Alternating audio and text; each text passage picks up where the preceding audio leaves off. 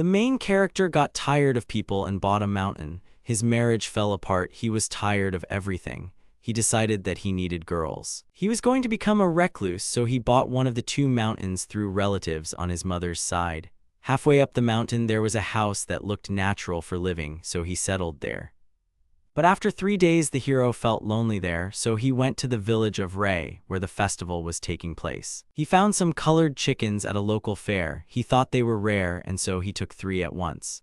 Now he won't feel lonely. As a bonus, he was given food, and the hero went home. 1 month later, the main character's name is Shohei Sano. He is 25 years old, single, and is not currently looking for a girlfriend or a marriage partner. The young man says that it would be great if such energy was shared with him. The warmer the weather, the stronger the grass grows. The primary task is to remove the weeds that grow so actively. After some time, the guy realizes that no matter how much he mowed the grass, there was no less of it. But he has chickens, so the mown grass won't just go to waste. Shohei started growing vegetables. If he hadn't done anything, the vegetables would have been eaten by insects. He got so carried away that his chickens got scared. All 3 chicks have already managed to grow up. They were very big. The guy doesn't understand if chickens can be that big. It's only been a month since they hatched and their height is over 50 centimeters, and Pochi already has a red comb. It seems that the fair is selling males that were not originally intended for sale, but Tama and Yuma look like females. One old man told him that if he needed help, he could help him, but the hero refused. They are his precious companions, and he hopes that they will walk side by side throughout their lives. Meeting Pochi met a field snake. She hissed at him, but he didn't lose his composure and hissed back. Shohei's chickens don't understand many things. He said that the grass is fine now and can be left alone. Pochi repeated his words about not touching it yet. And then Tama and Yuma also started repeating this phrase. Juno had never heard a rooster speak. He cursed and Pochi repeated the word after him. And then the other 2 started saying the same thing. The guy mentally asked them not to repeat it. Suddenly, one of the roosters rushed forward. The young man did not understand what was happening, but it turned out that the animal had caught the viper again. Shohei took the creature and placed it in a bottle, and then he praised Tama, who happily wagged her tail. The hero thought about the fact that vipers usually don't eat chickens. Yuma also ran somewhere behind the house, and then came out with a viper in her beak. Shohei thought that there were too many vipers around his house. It was dangerous. Since Yuma also found 1 viper, he allowed them to eat it. They pounced with pleasure. The young man felt terrified that these chickens were betraying the vipers. This is how the hero's life has been going lately. There is a river here, so there are no problems with fresh water. 3 years ago, Mr. Shuya lived in the house where the hero now lives. Therefore, when he came here, there was almost everything necessary for life. Due to old age, his entire family lives at the foot of the mountain. The hero understands what it seems. Pochi told the others that he allowed them to eat vipers, and then Tama and Yuma brought him snakes as a gift. This continued for 2 days. The old man was surprised that chickens eat vipers and added that it was a waste. He suggested that there were so many vipers that people didn't bother them anymore. The guy said that it was probably because the local house was empty. Them alive next time and he would buy them to make snakesake. Shohei wanted to refuse at first because it was too scary, but the old man replied that he would teach him everything. He is amazed that chickens eat vipers. He advised eating them for no more than 3 days. There should be no problems. It was a week ago. The hero goes to the old man again. He saw one of the roosters and noted how big it had grown. Yuma came with the hero. The hero and the old man discussed the possibility of selling the eggs of this female. Then the hero said that he came to offer vipers, not eggs. The young man put 2 bottles of vipers on the table. Grandpa is surprised that he caught 2. Then he said that he would pay him for them later. The guy, of course, did not like this. The old man's wife greeted the young man and offered him food. He thanked her. The woman asked him to be careful because he had so many vipers. He replied that everything was fine for now, but there was a possibility that they were nesting somewhere near his house. The woman said that she had a friend who could ask him to exterminate them on his property. Shohei refused. He explained that his chickens were good at catching them. Everyone looked at Yuma. The young man told her that she had caught a viper that day. The woman offered the rooster vegetables and she readily agreed. Shohei found himself thinking that this animal understood exactly what was being said to it. The old man paid the boy 1,400 yen and some vegetables. The hero thanked him. The woman offered the guy to take with him the canned goods and drinks that were left over from the party. He thanked her. She became sad and said that if she passed all this on to her sons, they would only get angry. The young man was surprised by this.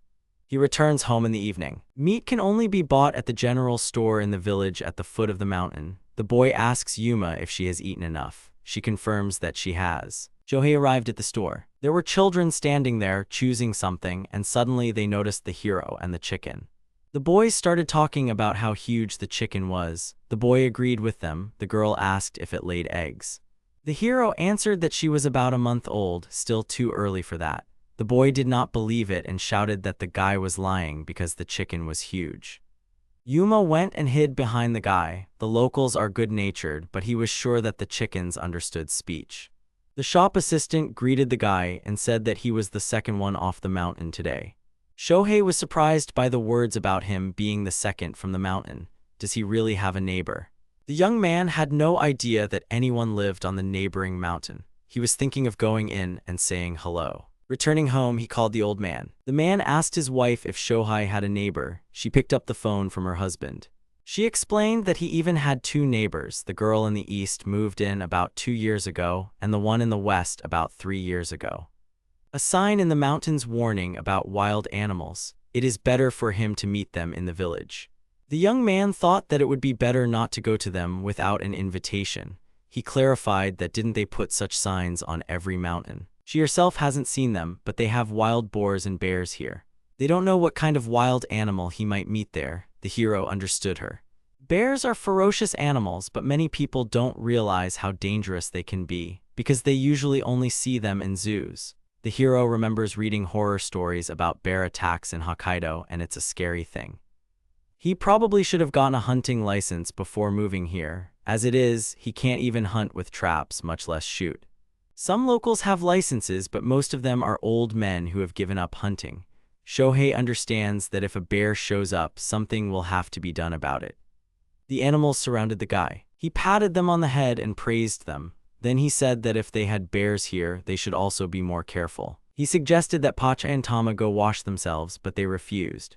That's why Yuma went into the bath with him. Sitting in the hot bath, the young man thinks that he also needs to somehow fight the pests. If he suffers later, he will have huge problems. Without him, he cannot live in the mountains. Yuma remembered the moment when she was little in the bathtub and the rubber duck was the size of her. Now it is many times bigger. Then she looked up at the night sky. The hero shouts about what it is. He is very surprised. His animals brought him a boar carcass. He thought that they went out early in the morning to play, but they went hunting. The guy realized that he needed his uncle's help and called him. Having arrived and seen the boar's carcass, he asked how he had killed it. The hero explained that it was the chickens that took his life. The old man did not understand how this was possible. The young man said that when he returned home after his morning rounds, they had already dragged him in. It was amazing. The chickens were pleased with themselves. The man asked the boy what he planned to do with the boar. He replied that he wanted to eat it if possible. But what to do with the cutting, he has no idea. The old man said that he would find someone. At this time, Yuma noticed something in the bushes. The old man says that the meat needs to be cooled and that will take time. He tells the boy to come back tomorrow. There's nothing he can do about it. Shohei apologizes for the inconvenience and for making him work again. He replied that there was nothing to worry about, but that this boar was so big, it was amazing. He turned to the chickens and said that they had killed him, so they had the right to eat him. Today he would take him home, and tomorrow he would bring him back ready. They agreed. Shohei thanked the man and said that he appreciated it. Uncle advised them to not only defeat wild boars. There is no point in chasing the little ones. He told them to look for adult boars, only they are dangerous to people. Adults give birth to about 4 piglets. While they are raising them, they do not have new ones, but as soon as the old ones grow up, they immediately have new ones. Therefore, they reproduce quickly. They can harm the crops. We should build fences, but that requires money. You can set up scare baits, but they are of little use. So it is useful to get rid of them by relying on the chickens. It was time for the man to leave. He and Shohei loaded the carcass into the car. Here the young man hears the old man's delighted cries. Yuma was walking towards him, carrying a viper in her teeth. The man realized that it was for him. Then he said that he would pay him for everything tomorrow evening. Sho wanted to be indignant because he was already helping him with the boar. He replied that these were different things. The young man understood him and said that he would come by tomorrow evening. The hero was interested in what it was like to live in the countryside. The people here were so kind and responsive. He petted and thanked Yuma. The hero thought about making boar nabe. The chickens supported this idea. The guy hopes that the neighbors will be there too. He wants to meet them. Someone woke the boy up, telling him to wake up. He reluctantly got up, opened the door, and was surprised. It was Tama. The chickens entered the guy's house and started walking around. Shohei explained to them that he was only going to see his uncle that evening, but his chickens are very voracious. In the evening, everyone gathered at one table. The hero greeted everyone and thanked them for everything. The old man handed him a beer and said that he was late. The aunt asked if it was the guy who caught the boar. Another woman noted that the guy was a very reliable man. Shohei scratched his head and said that it was all thanks to the help of the others. The old man shouted that they hardly helped him at all. Looking at the roasting meat, the guy thought that he should have come earlier and helped. He apologized to his uncle's wife for not being of any help. She replied that everything was fine. They had decided to start early. She hoped that he would like it. She then turned her attention to Pochi, Tama and Yuma, and then she offered them meat. They readily agreed. The young man thanked the woman. She replied that she should thank him. She did not remember the last time she ate boar meat. Someone came and apologized for being late. The young man turned to see who it was. It was a girl named Mia. Everyone greeted her. Shohei turned his attention to the creature that was at her feet.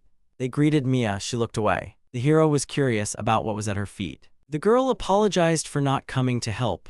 The woman replied that everything was fine. It was not that easy to get down from the mountains. The hero agreed with her. Auntie introduced Mia to her neighbor who lives in the west. They greeted each other. The girl looked away shyly. The woman noted that they both had their own unusual pets. Shohei had large chickens, and Mia had a large lizard. The girl, having learned that the guy had chickens, suggested that they not stand close. Here the guy's eyes widened in surprise. A simply huge lizard appeared behind the girl. He was shocked. This is no longer a lizard. This is a monitor lizard or a dragon.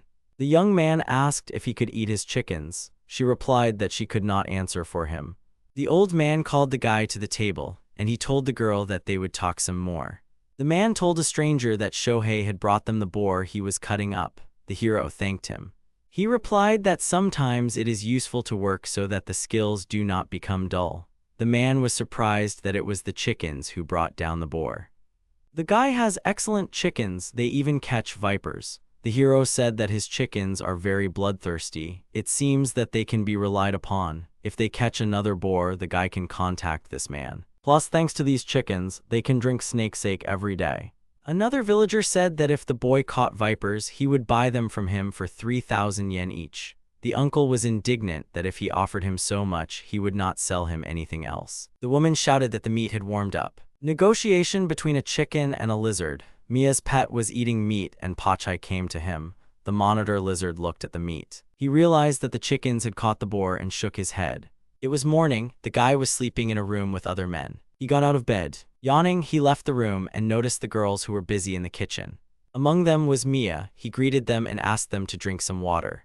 They nodded their heads at him. The uncle's wife asked if they had already met. The young man replied that he had only heard her addressed.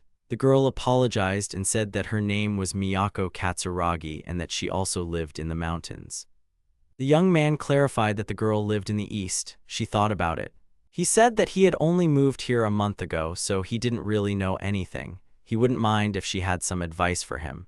The hero was given water and he asked where his chickens were. The woman replied that she had given them vegetables and that they were in the garden now. The guy thanked her and said that he would go and see them. Mia decided to go with him. They went out into the yard. The lizard was sleeping under a tree and the chickens were pecking at vegetables. The hero called his chickens. Tama approached him. He squatted down and stroked his head. Here he noticed that the animals had grown again. This is because they were eating boar meat, but even so, they could grow so much in one day. Mia noticed this and asked the boy if it was normal that they had such a tail. The young man agreed with her. He also thought that it was clearly not a chicken tail, but rather a reptile tail. The girl said that birds are the descendants of dinosaurs. Then Shohei turned his attention to the girl's monitor lizard. She replied that his name was Tatsuki. He was very big for a lizard. She bought him at one of the stalls at the fair. Shaw said that he also bought his chickens there. The girl thought it was strange. He agreed with her. They exchanged glances. Then they smiled. The hero noticed that her lizard looked more like a dragon. Maybe this is a real dragon. Mia smiled and said that she had always dreamed of having a dragon. Then she realized that Tatsuki was her dragon. Then she said that his chickens were cockatrices. Shaw thought about her words. The Curalisks are huge chicken-like monsters. He heard they could turn people into stone. Mia apologized for saying that. She just loves fantasy. He replied that it was true. They reminded me of them very much. Their tails are also getting longer every day. Shaw asked what he was eating from her. She turned away and replied that he eats everything that gets into his mouth. That's why it's strange that he doesn't touch his chickens. For him, they are just a snack. He even eats large birds of prey. The young man asked about the vipers. Did she have as many of them around the house? Mia answered that there were before, but he ate almost all of them. The dragon scares the guy. Shohei asked about the boars. She replied that she had seen one once, but it ran away as soon as Tatsuki saw it. There were also many deer there, and he often caught them and ate them. The girl turned to the animal and asked him to catch a deer next time so that they could share it with their neighbors. The young man thought about what it meant that his chickens weren't the only ones who understood human language. Sho asked the old man who lived on the westernmost part of the mountain. The man replied that a man should live there, but a girl with dark hair always comes. The hero thinks that he wouldn't want to see couples, but he couldn't even imagine how soon he would see her. The young man walks along the path and thinks that soon it will be May. In the mountains, he lost track of time, but the local cherry trees usually bloom in May. Last year, he hadn't admired the cherry blossoms yet. He invited Yuma to go with him to see the cherry blossoms. They sat and ate onigiri. The chicken was so happy that she smiled and said the word Sakura. The hero didn't understand why she was saying this. Did she really think that this food was Sakura? He pointed to the tree and said that Yuma should look at the cherry blossoms. This is cherry blossom admiration. She shook her head and stepped forward, spreading her wings. She shouted the word Sakura. Having gathered himself, the young man says that next year, during the high season, they will go and watch and take Pochi and Tama with them. Pochi and Tama are standing guard at the house. Pochi noticed something in the bushes. In the next moment, he rushed to attack and caught the viper. Sitting at the table, the hero says that the Golden Week begins tomorrow. He no longer goes to work, so he is completely lost in time. If you think about it, my aunt told me that many people come to relax during the holidays, so there should be more people. And some tourists set up camps in the mountains without permission and do not clean up after themselves. And they also cut bamboo and collect wild vegetables without permission. There is a wire fence on his mountain, but he wouldn't be surprised if someone climbed over it. That's why he installed a bunch of different signs. In fact, the chickens have already caught all the vipers and the boars almost never appear, and the hero prefers not to see the bears anymore. Tomorrow the hero decided to inspect the foot of the mountain. The chickens repeated after him. It's time to go to bed. The chickens sensed something and started circling around the door. The guy looked at them and didn't understand what they wanted. Do they really want to go outside? But they had never asked to go out so late before. He said that he would take a flashlight and ask them to wait a little. He opened the door. Pochi and Yuma ran forward. Tama pecked at Shohei, telling him to run. The young man ran after his chickens. The hero ran and thought that in the darkness nothing could be seen. Then Yuma stopped near the bushes. The guy was surprised. Someone told Rin to stop. These are people. Shohei asked if there was anyone here. It was a man. He was covering his face because of the bright light of the lantern. Pochi came down from the mountain. The hero asked him about what happened. The man stood up and asked if the guy was really from Mount Sawa. Sho replied that he was the owner of Mount Sawa. The stranger apologized for disturbing him and said that his name was Aikawa and that he was from the neighboring mountain. The hero assumed that he was from the western mountain. The young man was glad to meet him and apologized for not coming to meet him earlier. He replied that everything was fine. It was a bit difficult to walk back and forth in the mountains.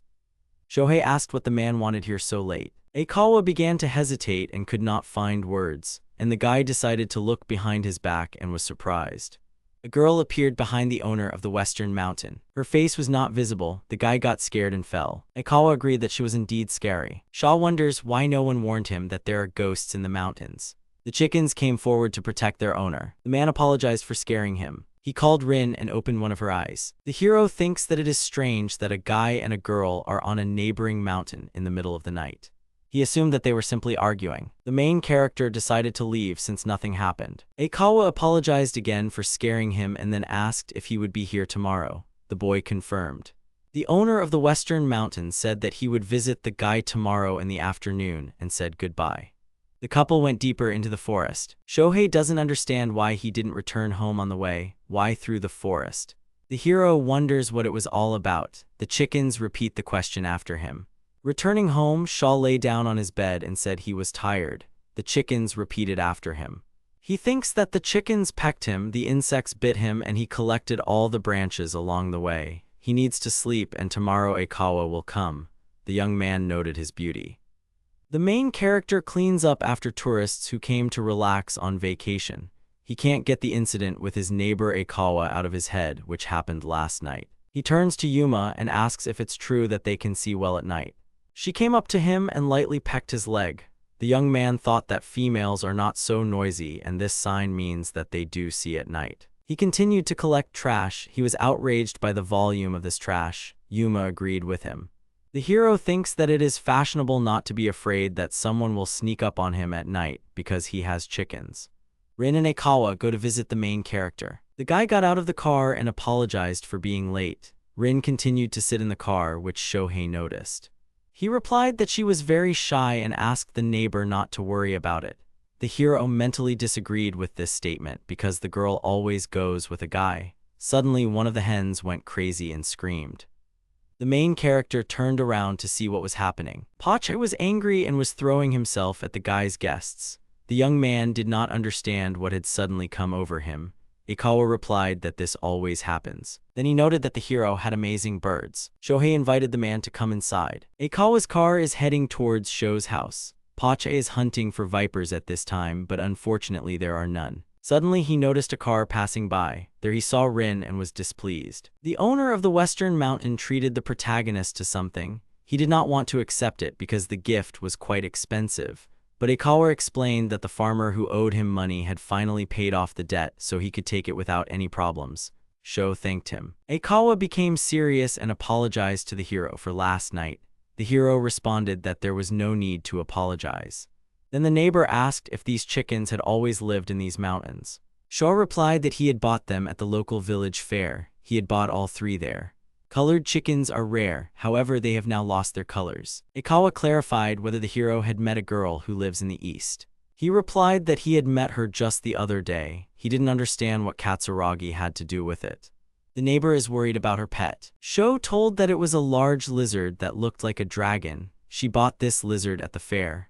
The hero became interested in what kind of animal Aikawa had. He replied that he had moved here 3 years ago and had bought 2 small snakes at a fair. Before buying, he had first made sure that they were not poisonous. The young man realized that there was some kind of problem, and Aikawa replied that they had become simply enormous. Sho suggested that they might be pythons. The neighbor thought so too, but it was still not normal how fast they grew. Then he looked at Yuma and noted that his chickens were also huge. Sho measured them the other day. They're about 50 centimeters and their tails are definitely not feathers. They look more like a lizard's tail. Katsuragi said they resemble cockatrices. Suddenly, Aikawa had an idea. He said that for some reason, all the animals they bought at this fair were mythical. Shaw suggested that it was just a mutation, and the neighbor said that this did not explain the growth of his snakes. Maybe they have too many necks. Aikawa asked if the hero remembered the girl who was always next to him, dark hair and pale face. He confirmed everything, and the man added that today she was also with him. The hero tensed and remembered Pochi's reaction. He thought it was a joke, but Aikawa wasn't joking. He stood up from his chair and said that he would introduce them. They left the house. Pochi stood by the car. Yuma pecked the guy on the leg. He remembered that he needed to keep his back straight. Aikawa approached Rin and said that he told them about her and asked her to show him. She agreed. The girl got out of the car. She had the head of a human but the body of a huge snake.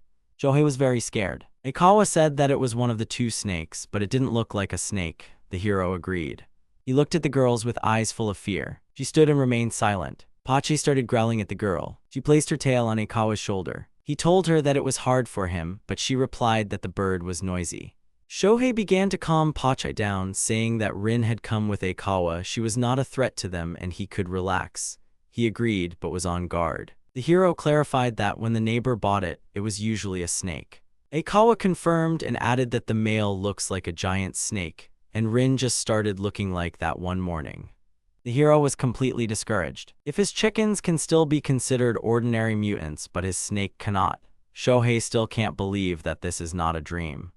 Rin said that she eats insects. Aikawa and Shohei are sitting on the veranda. The neighbor asks if he has any insects here that he can snack on. Pochi confirmed this. Shaw said that the girl could try to search, but he was fighting pests here. The man replied that everything was fine. Then he heard the sound of water. The hero confirmed that there was a river nearby. If there are crayfish there, Rin will eat them. Sho was surprised that she even ate crayfish. While the snake was looking for a snack, the hero asked whether snakes hunt each other. He replied that if it was a smaller snake, they could eat it without any problems. It was unlikely that there would be a snake that would be bigger than it. The hero thought that it would be scary if there were snakes of that size here. The boy told him that there were many vipers around his house. Aikawa suggested that Rin should deal with them. But the chief opener refused because his chickens use them as food. The man smiled and agreed. He didn't want the guy to get bit. Shaw thought that maybe he was a good person. He asked if there were boars or bears on the western mountain. He replied that he had not seen any bears. But Rin and Ten one day caught a boar and ate it. The hero's chickens also caught a boar recently. Aikawa heard about it in the village. He's sure they've all encountered it. Shaw asked if there were many wild boars here. Aikawa says that if you consider that there is a lot of natural forest in their mountains, then there should be a lot. In addition, there are fewer and fewer hunters every year. Then the man said that he has a hunting license. The hero asked the man if he had a hunting rifle. He replied that he did. It was at home and could help with hunting if needed. The hero said that Aikawa can be relied upon, and he himself thinks that it is very difficult to understand what kind of person Aikawa is at first glance, but he is definitely not bad. Suddenly Yuma ran off somewhere, and the next moment she had a viper in her beak. The hero thanked Yuma and asked her to wait while he went to get a bottle. Then he put the viper in a bottle. The neighbor praised the guy. Shaw said that one old man from the village taught him this. Aikawa imagined this and asked what the guy would do with her. He replied that he would sell it to Uncle Yumoto so that he could make sake. The owner of the western mountain thought so. It was getting on for the night. The hero said goodbye and said that if he needed help, he would contact Aikawa. They left for home. Yuma and Shohei watched them go. Returning home, the guy scratched his head and said that he did not expect this. Even though Aikawa talked about snakes like that, it seems like they listened to him. Suddenly the phone rang. It was Uncle Yumoto. He said that he wanted to pick wild vegetables tomorrow. Shohei agreed, thanked him and hung up. If it's someone he knows, then let them take it without asking. He's only concerned about strangers who are butting in here. But if someone breaks into his territory, it's still better to be careful. Who knows what's going on in their heads? The hero stretched and said that tomorrow they would also go on patrol. Before preparing bamboo shoots, Pochi walks near the bamboo. He remembers how the owner eats bamboo with pleasure. He bit into it, but it was tough and tasteless, so he spat it out. While Shohei was collecting trash, someone called him. It was Uncle Yumoto. He said that he had collected bamboo shoots and asked the boy to come see him tomorrow. Bamboo shoots can be harvested even in early May. There is a bamboo forest at the foot of the mountain. It is on the border with Mount Aikawa. Come to think of it, the neighbor seems to have put up warning signs too. A warning, most likely so that people don't get caught by Rin, so his chickens immediately attack anyone who climbs in here without permission. Of course, they themselves will be to blame. It was impossible to stretch a wire fence across the entire mountain. He had no idea that owning a mountain would be such a hassle. But he likes it here. She's hard to handle, but they'll manage. The boy's phone rang again. It was Mia Katsuragi. He answered the phone, and the first thing he heard was an apology. The girl screamed into the phone that she had no one else to turn to. She asked the guy for help. Miyako Katsuragi asked the guy for help. The main character was discouraged. He agreed to help her and asked where he should go. She shouted and told him to go to her mountain. Shohei asked her to calm down. He asked if the villagers would come to his aid faster than him. She answered that she could not ask them. He understood everything and said that he would come now. The young man understands that Katsuragi is in a panic. Has something bad really happened? He told the chickens that he was going to Katsuragi and asked them what they would do. Tama and Yuma will go with the guy, and Pochi will stay for the examination. The gate that led to Mount Mia was open, although it was usually closed. This made the boy wary. He drove up to the girl's house. She met him and immediately began to apologize for the fact that the hero had to come here. The young man asked her not to worry, but rather to tell him what had happened. The girl was very embarrassed and could not find words. First, she offered the guy to sit down. Sat on the veranda, Shohei asked where Tatsuki was. The girl answered that she was near the house. The young man saw the reptile, said hello, apologized for disturbing him, and asked if his chickens could eat insects. The lizard gave the go-ahead. There were tears in the girl's eyes. She thanked and asked the guy for forgiveness. There was an awkward pause between them. Then the girl jumped up and remembered that she needed to make tea. The guy tried to dissuade her, but she had already run to the kitchen. Having brought the tea, Shohei thanked the girl and asked if it was okay that he had locked the gate. She thanked him again and apologized. She lowered her head and said that she might choose the wrong words, but asked for permission to speak out. Shaw told her that if she didn't want to tell, it wasn't necessary. She replied that she wanted him to listen to her. Before coming here, Katsuragi lived with her boyfriend. While they were dating, her boyfriend was very kind to her, but when they moved in together, a nightmare began. Domestic violence became the norm. She thought that if things continued like this, she would simply be killed, so she ran away to her parents' house, but he found her and the police had to intervene. The boy's parents paid a huge amount of money to keep her quiet. 2 years ago, she decided to buy this mountain with this money to get away. Her ex wasn't supposed to know where she moved, but in the village she heard that some guy had come and asked about her. He sounded like her ex, so she panicked. The girl says that it might have been another person, but she is still scared. The hero notes that it is really scary. He doesn't even know what to say. Even if someone tells her it's another person, the fear won't go away, but the guy can't stay the night. He asked who else knew about this situation. She answered that Yamanaka, she is from the village. However, she cannot rely on Yamanaka because Tatsuki does not like her husband. Sho asked if Yamanaka knew about her ex being in the village. She answered what she hadn't told him yet. The guy thought it would be better to tell them, and then asked what else she wanted to do. The girl looked at the guy with incomprehension. He explained that she had 3 options: hide in the mountains, return to her parents' house, or continue to live peacefully but be more careful. This is what came to the guy's mind. First, she needs to find out who exactly to look for her, and it would be a good idea to talk to Yamanaka about it. The girl didn't like the prospect of bothering Yamanaka, then she'll have to hide in the mountains. Besides, if it really was her ex, the fence wouldn't do any good. The hero looked at Tatsuki and asked if the lizard would understand if someone entered her territory. Now she can trust Tatsuki. Her boyfriend will be able to come right away if something happens. He may seem cold to her, but he really can't care about her that much. He told her that there is no optimal solution here. She will have to make a choice herself. Silence fell between them again. And then the hero said that tomorrow he wanted to visit Yumoto and offered the girl to go with him to talk to Yamanaka. She agreed and asked him to contact them. After calling Yumoto, Shohei received permission to take Mia with him. He told the girl about this and said that he would contact her when he went. She thanked him.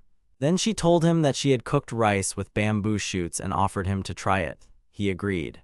The girl asked the guy to wait and ran into the house. The hero looked after her and thought that he was not serious. She gave him a large box of bamboo shoots. The young man was surprised by the quantity and asked if she was sure she didn't mind. She replied that she got carried away and cooked too much. The hero went home. Pochi looks at the cooked bamboo shoots and remembers their taste when he tried them raw. Then, after smelling them, he decided to take a chance and taste them, and he was delighted. Arriving home, Shohei writes a message to the girl saying that if someone she doesn't know comes to the mountain, she can call him. The girl doesn't understand why he did this all of a sudden. The guy remembers the moment when he broke up with his girlfriend. In his 3rd year with the company, he had saved enough money to propose to his girlfriend. She couldn't even imagine that she had dumped him a month before the wedding. Seeing the state of the owner, Yuma came up and rubbed herself against his leg. He stroked her head and thanked her. 3 months had passed since Shohei and his girlfriend broke up. He had begun to forget about it when he moved to the mountains, but now the story had resurfaced in his head. He looks into it and asks how he can take care of others when he can't take care of himself. Yesterday, the hero had to bother his grandfather to talk to Yumoto. Yuma went with him and Pochi and Tama ran towards the mountains. The boy assumed that they were going for a walk, but in any case, they would be able to feed themselves. The boy drove up to the store. Shohei asks the saleswoman if it is true that tourists often come here during the Golden Week. She confirms this and answers that some of the locals come to visit their families and there are also tourists. The guy wonders why tourists come here at all. She answers that they walk in nature and collect wild plants. They come here specifically, but there is nothing really here. He bought bamboo shoots. Yumoto's wife said that she could have gotten up and picked them herself. He replied that he didn't know how to cook them, so he decided to give them to him so that they wouldn't go to waste. The woman offered Yuma some vegetables, and she readily agreed.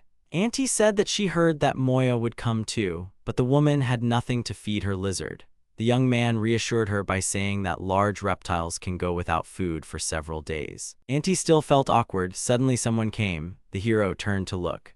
It was Mia. She apologized for being late. She handed the woman a basket with some herbs. She agreed and told her that she had just said yesterday that it would be nice to collect them. At that moment the grandfather came out and the hero handed him the viper in a bottle. The girl was scared. The guy apologized for scaring her. The grandfather raised his glass and proposed to drink to the blessings of the mountains and the blooming spring. The heroes looked at him in bewilderment. Sho asked about what spring has to do with it. He made a serious face and asked about whether Mia and Shohei weren't together. The aunt hit her husband on the head with a magazine and asked him what kind of nonsense he was talking about. She turned to the heroes and said that she would make him apologize on his knees. The young man said that it was not necessary and thanked her. Evening came. The grandfather and aunt thanked the young people for coming and talking to them. The boy thanked them for the food in return. On the way home, the hero thinks that the Golden Week ends tomorrow. Unfortunately, nothing happened to her. He noticed his chickens who were behaving strangely, but he asked them what had happened, but they only repeated his phrase. The hero thought that he had come to love this quiet life. Pochi went fishing. He was playing in the water. Then he noticed a stone under which there was a cavity and someone's eyes sparkled there. The hero walks through the forest and collects trash. He thinks that the Golden Week ended without incident. Katsuraga's ex-boyfriend never showed up either. Soon the hero won't be able to visit her often. They can't let their guard down, but they want to believe that everything will be okay. Right now, all he can do is listen to her. Suddenly, Pochi jumped into the water. The hero was surprised and assumed that he was catching dessert there. The chicken caught a crayfish. Shaw told him that he could eat it. Here he remembered Aikawa's words about Rin even eating crayfish. He decided to bring his neighbor a couple of crayfish, since his snakes eat crayfish. The hero wrote to Aikawa and asked if Rin eats crayfish. He replied that she eats them even raw. They cheer her up. The guy turned to Pochi and said that he easily catches crayfish, and asked him to catch a couple for Aikawa. He immediately jumped into the water. The hero tried to stop him. He wanted him to catch them not today, but at least tomorrow. In the end, Pochi caught the couple. 2 days later, the protagonist came to visit Aikawa. Only 2 came with him. The neighbor noticed this and asked the reason. He answered that one was standing guard. The man noted the reliability of the guy's chickens. Then he handed Aikawa a bucket full of crayfish. The man was surprised and said that he really shouldn't have brought so many. Shaw said that he himself did not expect Pochi to catch so many in a couple of days. It was even scary how many there were in such a small river. Aikawa suggested that they were most likely brought there artificially, and they are omnivorous, so they were able to survive and reproduce. He thanked the hero and said that he would bring something the next time they met. Then he called Rin and Ten. Giant snakes came out. The hero still felt uncomfortable. Rin thanked the guy. He greeted her and asked if it was Ten. The snake thanked the boy for talking to Ten. Aikawa asked the snake not to eat Sato's chickens. Then Rin said that they could eat right now, but asked them to leave something so that they could prepare. And then he invited Shohei in. They entered the house of the owner of the Western Mountain. The interior was stylish. Aikawa explained that he had to renovate the place a second time to accommodate Ten and Rin. Shohei asked permission for his chickens to peck at the grass and insects. The man agreed. The hero clarified that Rin and Ten were more into meat. Aikawa confirmed and said that they wouldn't be of any help with the weeds. The hero turned to Pochi and said that the weeds and insects were at their disposal. The neighbor called them very reliable. The man treated the boy to tea. The young man noticed that even the dishes were stylish. Then the hero noticed a metal cabinet in the corner. Aikawa's gun was in this cabinet. Sano was surprised. He also wants to get a license because he was told that bears live here. Aikawa said that a new hunting comrade is good, but there is a lot of hassle. You will need to get a permit to own a firearm. Then they started eating. The hero asked if Yuma could put aside some vegetables. Aikawa agreed and noted that chickens eat vegetables, but his snakes are reliable, but they are more troublesome. Shohei looked at Yuma and said that everyone has their own merits. The crayfish were eaten very quickly, and when he was getting ready to go home, Rin and Ten cuddled up to him. They probably wanted to thank him that way, but he was very scared. Aikawa told the boy to come by any time. The hero wanted to know more about Rin and Ten, but it was fun to chat about anything. After that, he and Aikawa began to visit each other often, and when the heat hit, the neighbor called him with a very worried voice. Aikawa and Shohei met. The neighbor was wrapped in Rin and apologized for suddenly calling like that. Usually the neighbor asked him to leave the gate open, but this time he said that he needed to close it. He asked about what happened. Aikawa scratched his head and said that he was even a little ashamed. He asked his comrade to listen to him. Sho agreed. Sano thanked Rin for sharing the insects. The heroes entered the house. The boy really liked the food Aikawa cooked. He explained that he got carried away and cooked too much. If the hero wants, he can take it with him. The boy thanked him. Aikawa exhaled and said that in their country there were frequent cases of girls being stalked. The young man confirmed it. But what if the guy is being stalked? What if the stalker is a girl? Shaw realized that this was the reason the man had moved to live in the city. It was hard for him to even imagine such a thing. Aikawa said that it was his colleague at work. She didn't ask him and thought that they were dating, and then she made a duplicate key and climbed into his house, rummaged through things. He decided to tell his boss about it. She was very angry then that the boss had to call the police. As a result, she was fired. The story has an unpleasant aftertaste. A court order prevents her from approaching him, but he is still afraid.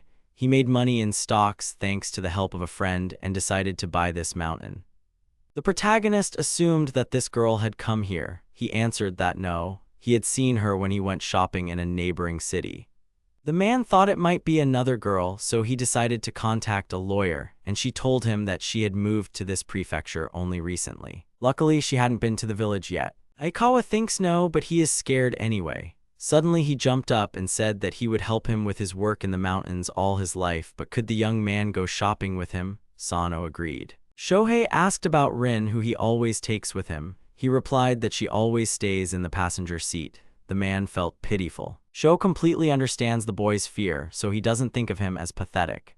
The man smiled and said that in a little while he would fall in love with him. The hero tensed up and Aikawa explained that he was joking. He felt a little better and thanked the guy. Now he'll have to gather information about women too, and now he has someone he can go shopping with. Besides, he said he'll help him on the mountain, so he doesn't mind. He remembered the situations of his neighbors and thought about how difficult relationships with people are. He hugged Pochi, Tama and Yuma and said that he was very happy that he had them. Suddenly after these words, Tama started pecking him. When the chickens came to visit Rin and Ten for the second time, they asked them about the crayfish. Yuma shook her head in denial. The snakes became sad. The hero measures his chickens and their size has reached 1 meter. He does not understand how this happened. The chickens immediately repeated after him how it could be so. Yesterday they were about 70 centimeters. He is with them every day and tries to convince himself that it is only his imagination, but now they have grown noticeably overnight. He did not know what to do.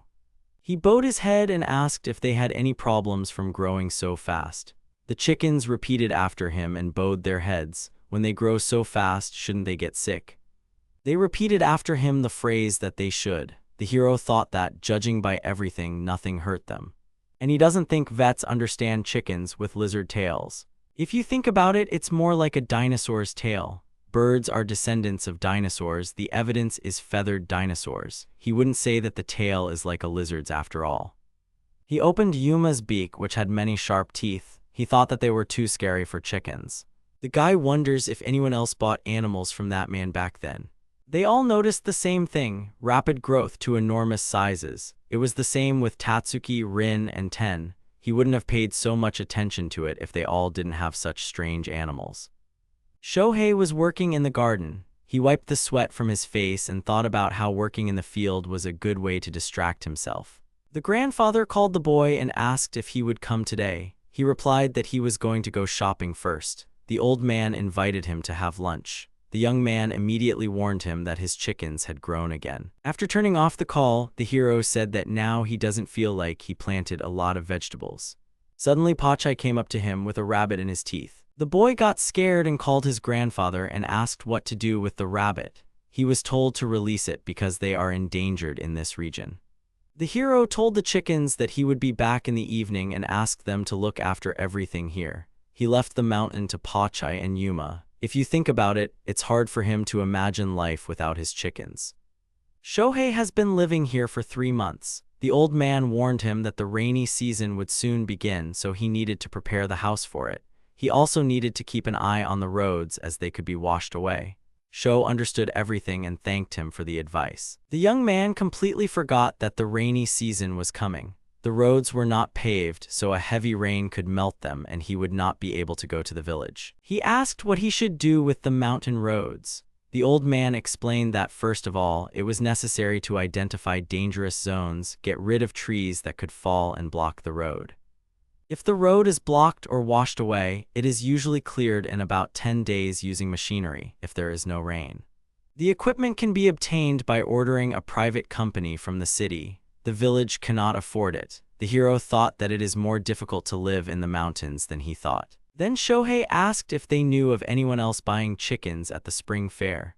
The old man replied that he had never seen such large birds from anyone else. The woman didn't ask either, but maybe there were some at the poultry farm since they were involved in chickens. Could they really be there? The old man told him not to worry because they don't buy anything here, they import everything.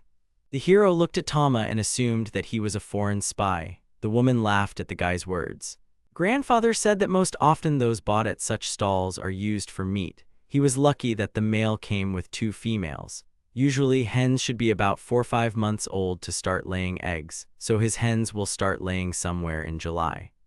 The old man asked if the guy had had any vaccinations. He thought to himself and replied that he had had them for tetanus.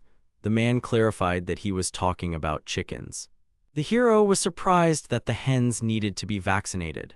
The old man replied that it was absolutely necessary if he wanted them to lay eggs. It turns out that the chickens need to be vaccinated and he hadn't thought about it. But what should he do with his chickens? Will they even allow them to be vaccinated? In any case, he was given the contacts of a person working at a poultry farm. He needs to talk to him. The hero came to the poultry farm and said that he was from Yumoto. The chickens there were ordinary. He met the man who worked there. The man asked if Sano was a relative of the old man. He replied that he was just a friend of his relatives. Then he noticed the guy's chicken. He noted that she did not look like a giant chicken. There are simply no such big ones. It may be a type of wild chicken, but wild chickens are usually not that white. Yumoto clarified whether she was already an adult or still growing. He replied that she was still growing and feeding on vipers. The man thought that maybe that was why they were so big. Then he asked what he feeds his chickens. The hero replied that he feeds them with vegetable scraps. They entered the room and Sho told the chicken that she could eat something here. Yumoto noted that she was smart and understood what he was saying. Sano gave a gift to Yumoto's wife, and the man himself says that the more he looks at her, the more she seems to him. Yumoto asked if the guy had given them the vaccine. He replied that no, they had not gotten sick yet, but he did not know when they might get sick. It is not necessary to get the vaccine directly. Nowadays, the vaccine is often simply diluted in water or used as a spray. If they are calm, it is better to give an injection. The hero thinks that Yuma would tolerate it, but Pochi and Tama would eat him alive. Since they are free-range, the drinking water option is not suitable. The only option left is the spray. If he needs to get vaccinated, Matsuyama will help him, but it still costs money. But at the same time, he doesn't want his chickens to get sick. Yumoto suggested that the guy take a look at the chicken coop, but before that, it needed to be disinfected. Animal husbandry is impossible without strict hygiene. If you think about it, you can really bring a lot of bacteria on yourself. Should the hero also worry about his chickens? Sano asked the man if he had heard anything about the colored chickens that were sold at the fair. He replied that he didn't really understand why anyone would buy them. They weren't good for meat and they only sold the males there. The young man doesn't understand why Tama and Yuma were there at all. As they parted, Yumoto gave the boy the contact details of a veterinarian who could see him. Shohei thinks that Katsuragi might have the same problem with Tatsuki. And Aikawa and Rin, if they get sick, you can't take them to the vet. He should thank Aikawa for keeping an eye on the mountain while he's driving around. He wrote to Aikawa and asked for his help in preparing for landslides and erosion. He agreed. Sano thought it would be useful to have a more experienced friend. On the way to his friend, the young man realized that Aikawa had already done everything. He arrived and greeted Rin and Ten. Pochi ran towards them. Ten pressed the doorbell and Aikawa said that they were already on their way. Going outside, he greeted his friend. They went into the house and the man treated the boy to fresh rice and fresh green peas. Then he decided to move on to landslide protection. He said that he had looked at plastic fences. Found a suitable one, you can easily install it yourself. It will at least hold something. But yes, the mountain needs regular maintenance. The man thought, and then he said that he was just lucky, but since Rin and Ten, he hadn't had any collapses. Last year there were strong typhoons and rains, so there was damage everywhere. There were a lot of fallen trees in the mountains, but they didn't have heavy rains, they were just very lucky. If it had happened once, he would have believed it was a coincidence, but it was not the first time. Nothing happened here when evacuations were taking place everywhere. The hero thought that there could be a whole bunch of dangers and problems in the mountains. Aikawa isn't sure, but he thinks it's thanks to Rin and Ten. The hero then looked around the roads of Aikawa and wrote down what he needed to do. The rainy season was almost here, he had to hurry. Sitting at home, the guy ticks off all the points he wrote down during his inspection of his neighbor. The goods he orders online will be delivered to his grandfather, and Aikawa said he will pick them up. Of course, it would be nice if they were delivered to the mountains right away. If he wanted, he could go to the city and buy everything himself, but he physically can't bring himself to do it. It seems like he hasn't been able to let go of everything yet, and it still hurts. They looked so great together. Everyone in the circle knew about the upcoming wedding, and even from the outside it was clear. Everyone knew that they were going to have a wedding. But when they separated, he couldn't stand the looks from people around him. He loved her, had already built an image of a happy family in his head. What's wrong with my fiancé deciding to study abroad right before the wedding? While his world was limited, she flew away and decided to put an end to the marriage. The wedding was already planned, so he received money as compensation, but then why did she support his dreams and hopes in the first place? They worked for a small company, so he couldn't continue working there. He was able to buy a mountain with the money. He said that it was all sad. The chickens repeated after him. He thanked them in his mind for their understanding. Then he hugged Yuma and thanked his chickens. At night, lying in bed, the hero thinks that the animals have grown a lot. He is glad that he met his chickens. Katsuragi and Aikawa also have emotional wounds and their pets save them. But his scar is his alone. He is not going to share it with anyone. One day, all their wounds will heal, he is sure, and their hearts will beat as usual. Shohei receives a message. Mia asks how he is doing because the rainy season is about to start. The hero recently visited Yamanaka to find out how things were going. Unfortunately, there is no new information and no one has seen the former Katsuragi. Shohei saw that Yamanaka was very worried about Katsuragi, but he had nothing to tell her, so he just smiled stupidly at that time. To be honest, Shohei actually feels awkward about getting involved in this matter. If a person asks him for help, he will, of course, help, but when others ask him to help them, that's a completely different matter. But considering that her ex is dangerous for her, it's better to be prepared. On Shohei Mountain, but by the time he arrived, there was almost no one left. 5 years passed before he moved here. By the way, the house was tidied up, which surprised him. There is also a cemetery on the guy's mountain. It looks like people who used to live here are buried here. Their relatives and families always warn him when they are going to come, but the hero still looks after the graves. Who knows when the relatives of the deceased will be able to come at all, so it is better to be on the safe side. The chickens are also looking around the cemetery. Shohei notices that they are especially energetic today, their energy sometimes tiring him. Then one of the chickens turns around and scares the boy. She caught a viper again, but this time she is allowed to eat it. While the chickens are sharing their spoils, the hero receives a message. Mia wrote to him. She tells him that thanks to his support she can live a normal life and asks if he wants to come over for dinner. She has grown a lot of peas. The hero is not happy with this message. He replies that he will come when it is convenient for her and asks what time it would be best to arrive. At the same time, Shohei reasons that the girl should not have hidden intentions. She is simply lonely. He thinks that this was probably an invitation out of politeness. Mia replies that the next day or the day after would be more convenient for her. This surprises him. The guy calls the hens by name, attracting their attention, and upset says that he doesn't understand girls at all. He still doesn't understand when he should come. Yuma runs to calm him down. The hero thinks that they will bring him to tears. Yuma is easy to understand and she is very kind, but Pochi and Tama are much colder. It is quite logical that they have different characters, but sometimes he wants to be surrounded by cute fluffy creatures. Yuma supports the hero. She gives him garden flowers. Several days have passed. Shohei is going to Katsuragi and asks Pochi to watch the house. He militantly agrees. At this time, the hero receives a message. He realizes that it is Aikawa. The neighbor tells him that he got some good alcohol, so he offers to drink together and also stay the night. The hero understands that Aikawa is also lonely. He is not going to stay late at Katsuraga's, but it is better to be on the safe side, so he suggests meeting tomorrow since he has things to do today. The guy agrees with him. Mia is harvesting when the hero arrives. They greet each other and Sano offers his help. The girl happily agrees to help. It seems she planted too much. For such work, she offers to take part of the harvest for herself. The hero replies that he will be grateful for it. Then he remembers Tatsuki and asks where he is. Mia replies that he is definitely lying in the shadow of the house. She is sure of it. Shohei would like to say hello to him.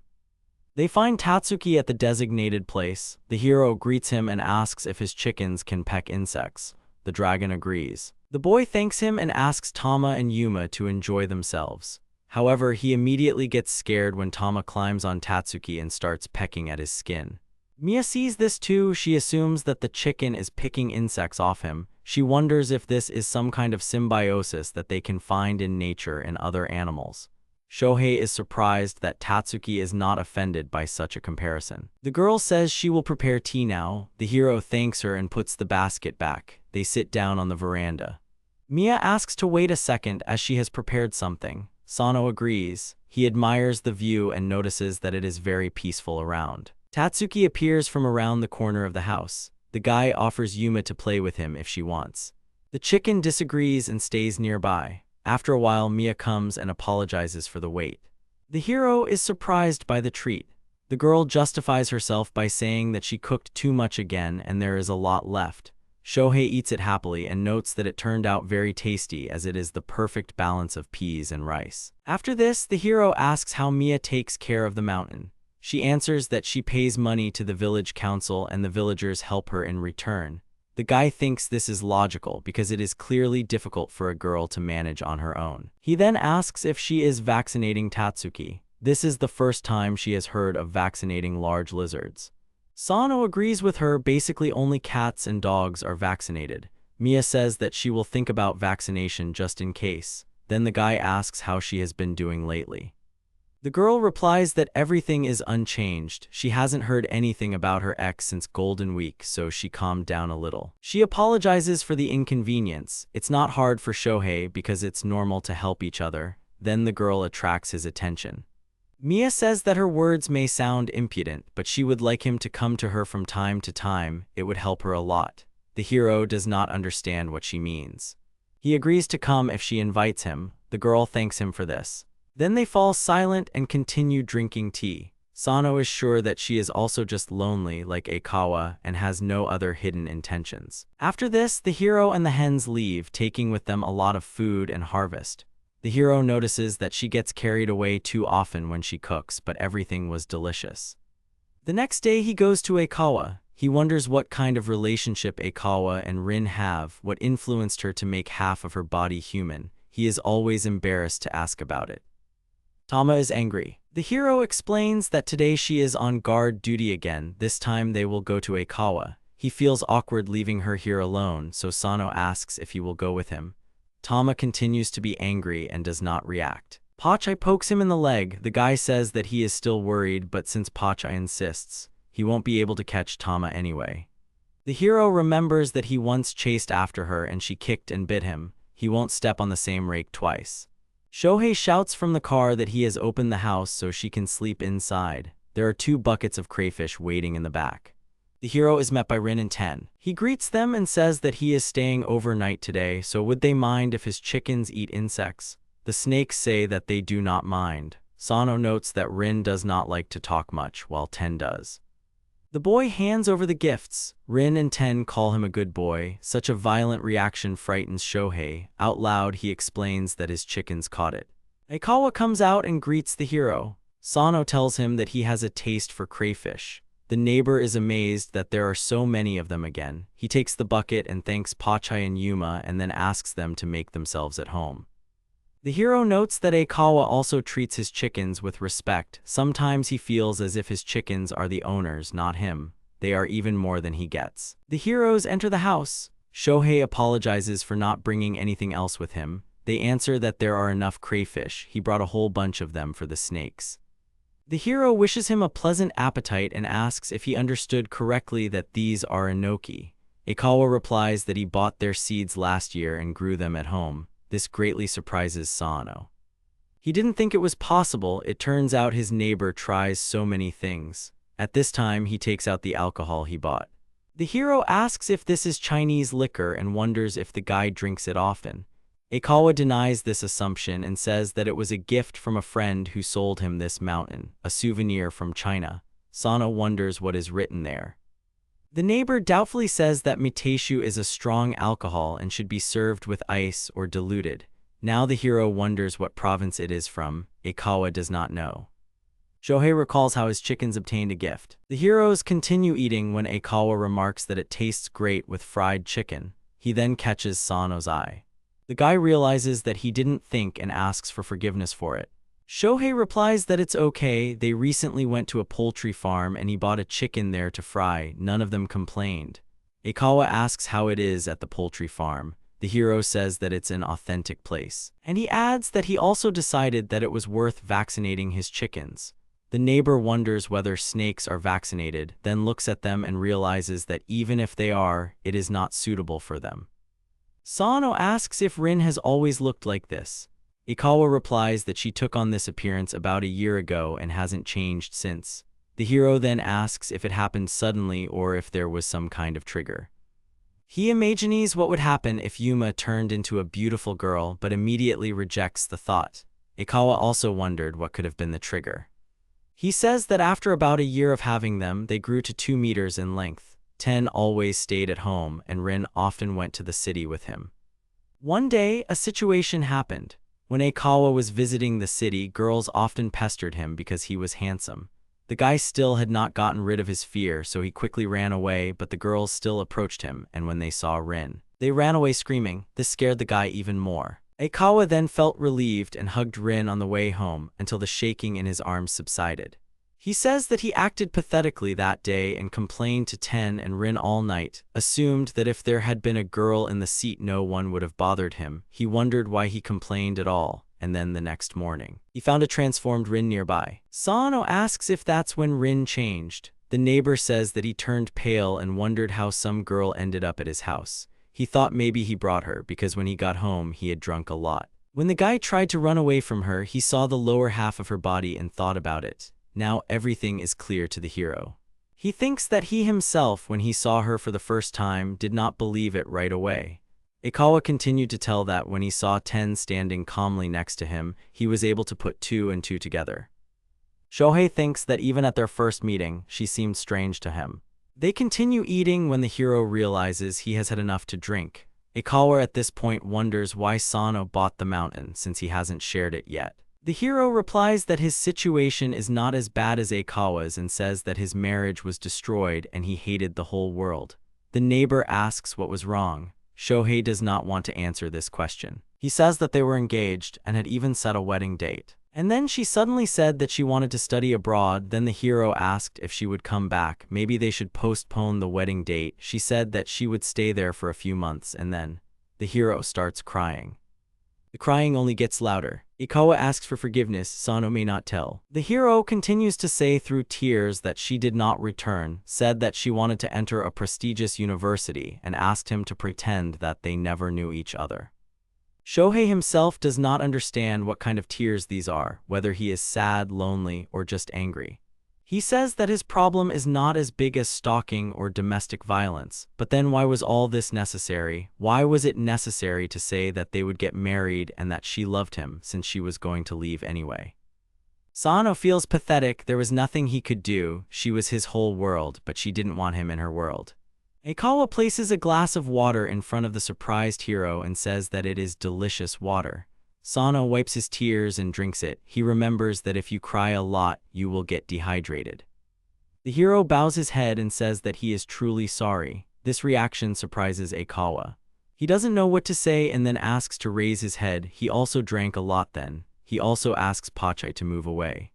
Sano tries to find some more words and does not get up. The neighbor says that they are friends and help each other, so there is nothing wrong with him telling him everything, especially when the hero also knows everything about him.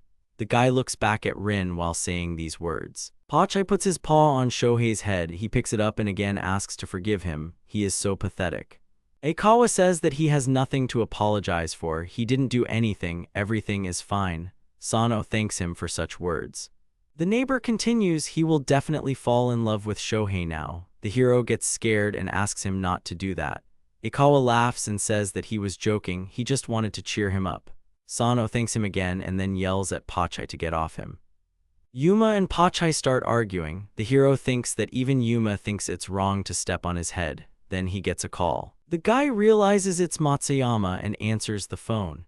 He asks again if he understood correctly that the vet will come the day after tomorrow and says that you will stop by, then thanks him and apologizes for disturbing him. He looks at Yuma and wonders if reptiles are vaccinated. Tatsuki has thick skin and a huge size, almost 2 meters, then he thinks about how to vaccinate a giant snake with a girl's body. He's afraid that they'll end up on TV with their monsters or that his chickens will be interviewed. He can just see the headline where they talk about fantasy and reality and invite a real lamia on air. The hero looks at the chickens and understands that they will definitely not give themselves up to the journalists quietly. He remembers that he still needs to give Matsuyama something else. Sano asks Aikawa for advice. He suggests giving some fruits, which may not be the most appropriate gift for a man, but he has a family. The next day, the heroes go shopping. Shohei tells Aikawa that he always comes up with good ideas. The neighbor replies that when you live in the mountains, there is always something to do, but also a lot of alone time, so he is often left alone with his thoughts. The hero thinks that it is very difficult for him to be alone with his thoughts. As they return to the cars, Sano notices something. He sees Rin and Yuma talking. Aikawa notices that the girls are getting along. The hero agrees because having friends is great. He hands his neighbor a gift and thanks him for his constant help. Aikawa thanks him back. He remarks that he shouldn't have given him anything, but Rin likes them. Sano thinks that all girls like sweets. Sweet is delicious. He doesn't know if his chickens can taste it, but he once decided to feed them cherries. He was tormented to get the pits out because he read that they are harmful to chickens. Shohei asks the chickens not to eat the bones, but they start shooting them at him. Today he will go to the poultry farm. He understands that he did not properly examine his chickens before vaccination, but now the main thing is to meet with the veterinarian and then decide. While the hero was preparing his truck, Pochi ran away into the dense bushes.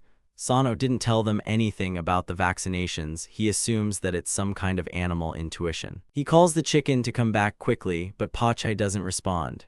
Shohei turns to Tama and Yuma, saying that there's nothing to be done. They tell him that it's true. This reaction greatly surprises the guy. He wonders if any of them actually answered him just now. Sano realizes that he will have to give up this time. He shouts to Pochi that he will definitely go next time and asks him to look after the house. Maybe next time he will be able to find another way. The hero arrives at the poultry farm and greets Matsuyama's wife, who greets him back. Sano hands her a souvenir. The woman says with a happy smile that it was not necessary, but she is very pleased. The hero mentally thanks Aikawa. Men approach him. The hero greets them and thanks them for their help. They answer that no gratitude is needed. The veterinarian looks at the chickens in surprise, noticing how big they are. Matsuyama introduces the man and the hero to each other. The veterinarian's name is Komodo. The veterinarian says he is pleased to meet them and tells them he is a veterinarian from S City. Sano says the feeling is mutual. The man recalls being told about 3 chickens. Shohei apologizes. One of them escaped and he couldn't catch it. Kimoto asks if they are free-ranging and says that it's no big deal. He asks Matsuyama if he has the tools to measure them and asks if they mind. The man replies that he does. The vet says the hens are bigger than Brahmas, 113.3 cm, weighing about 7.82 kg. They are quite heavy. He asks what is wrong with the tail, which is more likely to belong to a reptile. He asks to open the mouth and notes that he has never seen anything like that. Kimoto finishes his inspection and concludes that these are good girls. Sano thinks that they have grown up again. The vet notes that they look more like a feathered dinosaur. He can vaccinate them as for chickens, but only under the hero's responsibility. Sano says he also heard that you don't have to vaccinate but add the drug to the water. Kimoto replies that it's possible, it's relatively safe, and it's simple. But even such vaccination can only make things worse if they are not chickens, and in that case, vaccination may not be necessary. The hero agrees with him. He tells the men he'll think about it. The guy thinks his chicks understand what people say. And if he could avoid the vaccine altogether, he would be only too happy. So he decided that his chickens would simply be monitored by Dr. Kimoto for now. Sano remembers that he was preparing a chicken dish that day. Tama and Yuma were staring at him, but he ignored them because he couldn't resist the delicious chicken. The rainy season was about to arrive on the mountain. He prepared for the rainy season, bought a dehumidifier for the house, asked Aikawa how people dealt with humidity in the past, and he told him they used charcoal. Aikawa seems to be making charcoal for the stove he has. He certainly has plenty of materials for it. It turned out that Sano also had a coal stove at home. But she was in a terrible state, but fortunately Yumoto volunteered to help. The hero shared the finished coal with his family and other neighbors. Shohei asked Aikawa what else he could do to combat the humidity in the house. He said that cutting down trees and mowing the grass around the house would help. The hero turned pale when he heard this. When he learned that white clover could be fed to chickens, he decided to plant it around the house. Clover requires almost no care. It grows quickly without any problems. It is enough to just plant it. The guy planted clover near the house to enjoy the view. He wanted his house to be surrounded by flowers, like in a fairy tale. The chickens eat and say it's delicious. Sano says that Tama and Yuma were also happy. It's very convenient when food grows near the threshold. He remembers how they pecked at him and interfered with his work.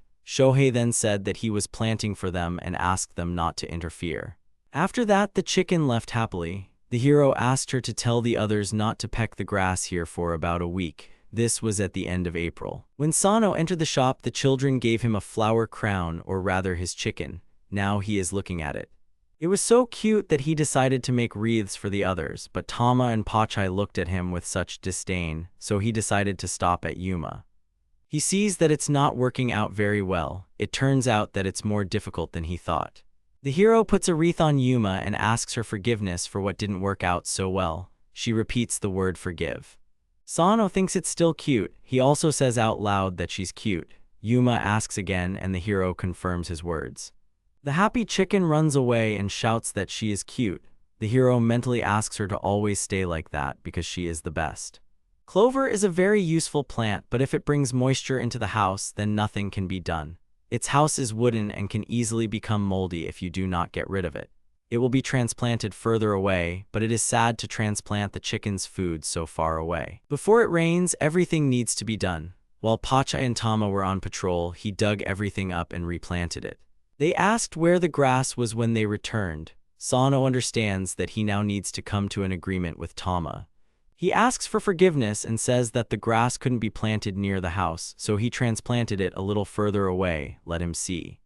Tama continues to shout about grass. The hero repeats that clover cannot be planted near the house. The chicken shouts even louder. Sano says that this is not right, but an angry Tama attacks him. The hero screams that it hurts a lot. The guy screams that the clover can make the house moldy, so it's not allowed. Because she pecked him and he ran away from her, the next day his muscles ached. Tama noticed this and started pecking him even more often, a real devil. Pochi, by the way, was calmly pecking at the clover all this time. It doesn't matter to him where it grows. That's how, before the first rain, the hero was able to get rid of all the grass. Now he thinks that the humidity problem is solved. But he still couldn't quite bring himself to get rid of it, so he transplanted some of it into a flower bed. The main thing is to explain to the chickens that they can't peck at it in the flower bed. One day the chicken found another snake. When it rains, there is nothing to do outside. Sano only walked a little in the field, but mostly he felt like a hermit. And the chickens even went on patrol in the rain. When the rain was light, he also walked with them. The hero noticed that the water level had increased, but the further downstream, the dirtier it was. It must be because of the dirt that the rain washes away. In the rain, everything can quickly become covered with mold, so you need to inspect the house every day. In particular, the toilet and bathroom, where mold can appear especially quickly. In the traditional Japanese-style room, he turned the dehumidifier on full blast. Sano feels like a total recluse. When he looked into the refrigerator, he saw that the meat was gone. He remembers that in exchange for coal, he was given a lot of vegetables, but his body requires meat. The guy turns to Yuma and says that he doesn't even have any eggs. It must be too early for them to lay eggs, as they might still be fertilized, and he doesn't want to eat fertilized eggs. The hero understands that he needs to go shopping. Yuma follows him. Here he remembers snakes, perhaps because of the rain they began to appear more often. Moreover, Pochi caught not only vipers but also a tiger snake. When he allowed him to eat it, he did it with joy. Tiger snakes are also poisonous, so he didn't even think if he would be okay, and when he realized it was too late. Sano was watching him in case he suddenly felt sick, but he felt fine, just like a chicken Terminator. The hero called Yumoto and told him that he had accumulated some vipers. The man asks him to bring them as his things had just arrived. The guy thanks him and agrees. Then the man remembers something. He says he has a question about Sano's chickens, so he asks to bring at least one. Shohei asks what the question is. Yumoto replies that they will talk when the hero arrives. It is not a scary conversation, so there is no need to worry. The hero says that if they want to show them on TV, he will refuse right away. The man laughs. If he wanted that, why would he ask to bring only one? The man asks to bring the one who understands speech well. Sano agrees. The hero washes the chickens and says that the old man wanted to talk to them about something. Pochi responds. The guy thinks that he knew it. His reliable Pochi will definitely respond. He then turns to Tama, but she turns away. Sano decides that she will then watch the house. The hero wonders out loud what Yumoto wanted to talk to them about, but he can't find the answer. Pochi looks at him with a look as if he's a fool for not asking what the man wanted to talk about. Sano arrives in the village. He greets Yumoto's wife. She is happy that Pochi and Yuma have arrived too. The boy is surprised that they behave quietly with Granny. The woman shows his things. The hero thanks her and gives her some fruit as a gift. She asks if he's sure he's really going to ruin her figure with sweets. The guy chuckles and says it's to thank them for taking care of him. He thinks Aikawa really knows his way around gifts. The woman replies that it wasn't worth it and asks Pochi and Yuma if they want something sweet. Yumoto is glad that the hero brought so many snakes. Has his mountain really become a breeding ground for vipers? He thanks his chickens. Sano replies that the snakes will most likely not show up again. The man happily takes the bottles and says that at this rate the vipers won't come out for 6 months. The hero assumes that Yumoto probably already has a lot of snakes' sake. He is already afraid of what will happen in a year. The man offers him to try the fruits of his labor, but the hero refuses because he still needs to get home. In some places on the mountain road, there are only small curbs. If the steering wheel wobbles, you can fly off. Yumoto agrees that if something happens to Sano, he won't even leave children behind. The hero reminds him that the man wanted to talk about something. He also remembers the purpose of the meeting. Most of the people in this village work in the rice fields. It is a mountain village, which means they have different animals as neighbors, and this year there are especially many tiger snakes. They rarely bite humans, but their venom is stronger than that of a viper. Yumoto says that 2 have already been bitten, one of whom ended up in the hospital, so anyone working in the fields is in danger. Shohei says that it's terrible. He remembers that Pochi caught one the other day. The man is happy that the guy's chickens are catching them. He says that normally he wouldn't worry, but tiger snakes are seen almost every day now, so they need the chickens' help. The more snakes, the less frogs, and if there are fewer frogs, there will be a problem. Does the hero know which one? Sano assumes that there will be more insects. This is the correct answer. The balance of the ecosystem will be disturbed in this case. Shohei realizes that this was the reason for the meeting. Yumoto turns to Pochi and Yuma, asking if they can find red snakes with black spots. These are tiger snakes and the village has a problem with them. Pochi responds. The man replies that he understands everything. They will help them a lot if they can catch these snakes. Pochi already begins to stomp militantly. But the hero stops him. He shouts that this should not be done today. They will come for this another day. Yumoto notices that Sano has very warlike chickens. The old man will contact Shohei when he needs help. Pochi was going to start today, but the guy stopped him, so on the way back he kept pecking at his master. Yuma didn't even think about helping at that moment. Yumoto told the chickens about snakes. They recognized the viper and the tiger snake, but did not understand the name of the third species. Already from home, Sano calls Aikawa and tells him about the snakes and that the villagers asked his chickens to go hunting. The hero asks the guy if he knows the reason for the appearance of so many snakes. The neighbor is surprised that the guy did not watch the news. They were talking about snakes and other pests. In a town beyond the mountains, there was a large house. Its owner worked as an exterminator, but apparently died last year. It turned out later that he kept snakes as a hobby. Many of them were poisonous, and his sons didn't know what to do with them, so they released them into the mountains. The late owner is probably spinning in his grave. Who would have thought that his sons would do such stupid things? They could have told the pet shop owner, but it was too late. According to the sons, they did not know that the snakes were poisonous. Sano realizes that's why there are so many snakes. Aikawa says that's entirely possible. The news didn't say where exactly they released the snakes. But the guy is sure that this is due to the increase in the population of tiger snakes. The deceased owner kept quite a lot of them. Now the hero understands exactly why there are so many snakes in this area. He asks if the villagers know about it. Aikawa doubts it, since the incident did not attract much attention. It was mentioned in the news only once. Only by chance could it be seen or not paid attention to. All because of this, who would have thought? Aset says that in fact, Rin just caught a habu. The hero shouts if he heard correctly. Sano remembers that it is a poisonous snake that only lives in Okinawa. It definitely shouldn't be here. He says with horror that Aikawa is definitely not mistaken. Aikawa says that now, fortunately, Rin and Ten are catching them, so he doesn't think the habu will go to the village. The hero thanks him and promises to tell Yumoto. First, the boy asks the old man if he saw the news, to which he replies that he saw nothing. The man says that if there are only tiger snakes, then fine, but habu is very dangerous. When there is a chance, he asks to bring chickens. The hero agrees. Yumoto adds that if it really is the real hub, he would like to take a look at it if it's not too much trouble. Sano promises to pass the request on to Aikawa. The hero sighs heavily. He didn't even know that this was possible. Yuma comes to calm him down. The guy thinks that zootherapy works. The guy says out loud that Yuma is a good boy. They start hugging. Sano thanks her and she repeats the words. This makes Sano laugh because he is the one who should be speaking. Mia is very scared by the presence of the habu. The hero replies that this snake was found in the west. He knows that Tatsuki would have handled it without any problems, but he should have at least warned him. Strange sounds are heard from the phone. The hero calls the girl. But then Yuma takes his phone. The guy runs after her. He yells that she might break the screen and then asks why she did that. Sano checks the screen and says that you can't carry a smartphone like that. The chicken doesn't listen and asks for a hug.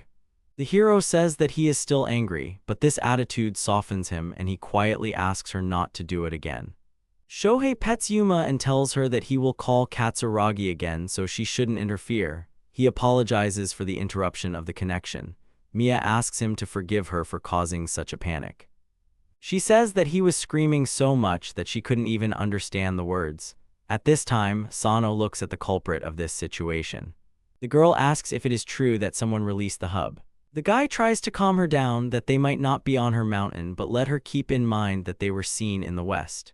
Mia, with a trembling voice, says that she hopes so. The hero asks if Tatsuki will understand what a snake looks like if she describes it. He tells her that Yumoto will take the habu to his home tomorrow and asks if she can come and take a look. The girl agrees. Aikawa asks if he understood correctly that the habu should be shown to the large lizard Katsuragi. He says that he will go with Rin and asks the hero to say that she is his jealous girlfriend who does not allow him to get close to other women. Sano thinks that this is not entirely fair to Katsuragi, but he understands that Aikawa has a fear of girls after the stalker incident and he uses Rin for protection. He immediately said that he does not want to communicate with girls. After this, Shohei calls Yumoto and warns that Katsuragi will also come by to take a look. The man agrees. Here he asks how Aikawa could catch such a snake. The hero explains that it was caught by a large snake that he keeps at home. Now Yumoto understands everything, which means that Aikawa also has his own pet. He asks to bring it. Sano looks around and says that he doesn't think so, most likely it won't work because it's about 3 meters long. Then the man says that he'll come by himself. The hero says that he'll pass it on but definitely let them discuss it tomorrow. Aikawa asks if they are talking about his mountain. Shohei explains that the man seemed to really want to look at 10. The guy can refuse. They will discuss everything tomorrow anyway. The neighbor thanks him for the warning. The hero thinks that he has been on the phone all day today. Then he hears a loud knock on the door. He turns around and wonders if Tama has returned from patrol. Sano asks to forgive him. He will open the door now. If she continues, he will break it. Pochi and Yuma say that he will break it. Tama was on guard when she went on patrol. The hero then closed the door. The next day comes. The hero thinks that his chickens are obedient. They always see him off when he leaves. He wonders if Tama will be very offended if he puts a tracking device on her. He drives up to the house and says hello. Yumoto's wife says hello back. She says that he is just in time and asks him to help her gather wormwood. Sano agrees. The woman thanks him because she heard that there are a lot of poisonous snakes. She is scared. The guy agrees with her. If they had the same chickens as he, there would be no problems. They not only catch snakes but also chase away pests. Ordinary chickens certainly don't hunt wild boars. Aikawa arrives. The woman greets him and says that he is just as she imagined. The hero greets him. The neighbor asks if he understood correctly that they are collecting wormwood. They tell him that they wanted to make tempura out of it. It starts to rain. Sano notices it and says that she will get wet. Yumoto's wife replies that everything is fine. They will go into the house now. Aikawa starts unloading what he brought. Then the hero notices Rin and greets her, and she greets him back. He looks at her and thinks that her curls are slightly swayed by the wind from the slightly open window. Few can compare with her beauty. If her voice sounded calmer, it would be even more perfect. Then Yum starts pecking at him. He doesn't understand why. Aikawa shows the habu. Sano notices that it is big. The neighbor tells that it is about 2 meters long. Rin brought it to him, and he did not even know where and how to keep it. The woman says she wouldn't want to find such a horror in her home. Yumoto enters the room and thanks them for coming. Aikawa greets them back. I ask the hero if I should get him something to drink. He agrees. The man notices the snake and says that it is huge. At this time, Aikawa feels unwell. Sano tries to calm him down. Mia comes in and apologizes for being late. However, she gets very scared when she sees Aikawa. The hero looks at him and thinks that he is taller. Then why is he hiding like that? Shohei introduces them to each other. They say that they are glad to meet each other. Tatsuki gets out of the car. The hero greets him too. Then the lizard notices Rin. Sano looks at all the pets and thinks that this is just a gathering of all the monsters. However, maybe it's too early for that. He has a bad feeling. The heroes sit down at the table. Shohei notices that bamboo shoots are still being collected. The atmosphere in the room is oppressive. Sano knows that Katsuragi is only afraid of her boyfriend because she was subjected to domestic violence, but Aikawa is afraid of every woman because of the stalker situation. Yumoto tells Aikawa that he definitely brought the habu. Mia gets very scared. The man says that his father did not exterminate them for this reason, so that they would return like this. He asks if he can keep it as evidence. Aikawa agrees, but he can't believe that someone would keep such a snake in their home as a pet. Yumoto explains that you need permission to keep poisonous snakes. Most likely the previous owner just took it for himself when he was working. The guys are surprised by such a stupid decision. There is no denying the possibility that he kept other poisonous snakes. I think the news said they were going to catch them. By the time the police react, it may be too late, so for now they are basically alone. They will figure it out eventually. Yumoto thanks Pochi, who is already set to work and caught a tiger snake. The man's wife calls the chicken clever since he actually caught it. However, the snake is too big to fit in the bottle. So she will go for tempura. The hero is frightened by such determination. Chickens think of an interesting way to catch snakes. Aikawa thanks for the food, everything was very tasty. He says that he can't keep his girlfriend waiting, so he asks her to get something to snack on. The woman remembers that his girlfriend is still sitting in the car, so she really needs to give her something. She gives him a present and suggests inviting her to the house next time. The guy thanks her and promises to give it to her. Yumoto asks to bring the snake that Aikawa keeps next time. The guy replies that Ten is not always at home, so he is not sure he can bring him. The man is surprised that the snake is free-ranging. Aikawa reassures him that this is not true, he was simply given a large area on the property. He promises to bring it next time if they agree on a meeting in advance. Yumoto hopes that they will see each other when the rainy season ends, whether Shohei will come. The hero promises to come and bring crayfish. Everyone agrees. The man asks to speak if something happens to Aikawa. The guy agrees and says that if the man wants to come by, he can contact through Sano. Yumoto happily agrees. The hero notices Rin's gaze. He waves to her and she waves back. They leave when Mia comes out of the house. Sano asks if Katsuragi is going home. The embarrassed girl says that it's about time and adds that Aikawa, it turns out, has a girlfriend. Shohei confirms this and she was the one sitting in the passenger seat. Mia says that, given her past experiences, she thinks it would be better for them to spend less time with Aikawa. She thinks that he clearly didn't like her. Mia thanks the hero for today and says goodbye to him. Sano replies that it's nothing. He thinks that he likes being an ordinary person much better who is not analyzed so deeply. The girl leaves. The hero hugs Yuma and thanks her for everything. He then notices that Pochi seems to be taking things seriously. At this time, she runs out with a new snake. Grandpa didn't care, he was as happy as a child, but Sano had to catch Pochi. Naturally, he pecked him a bunch of times, and now he smelled like snakes a mile away, which made it doubly offensive to get hit. Yumoto says that they will have a meeting tonight. He promises to show that he caught Pochi, and then they will make a decision.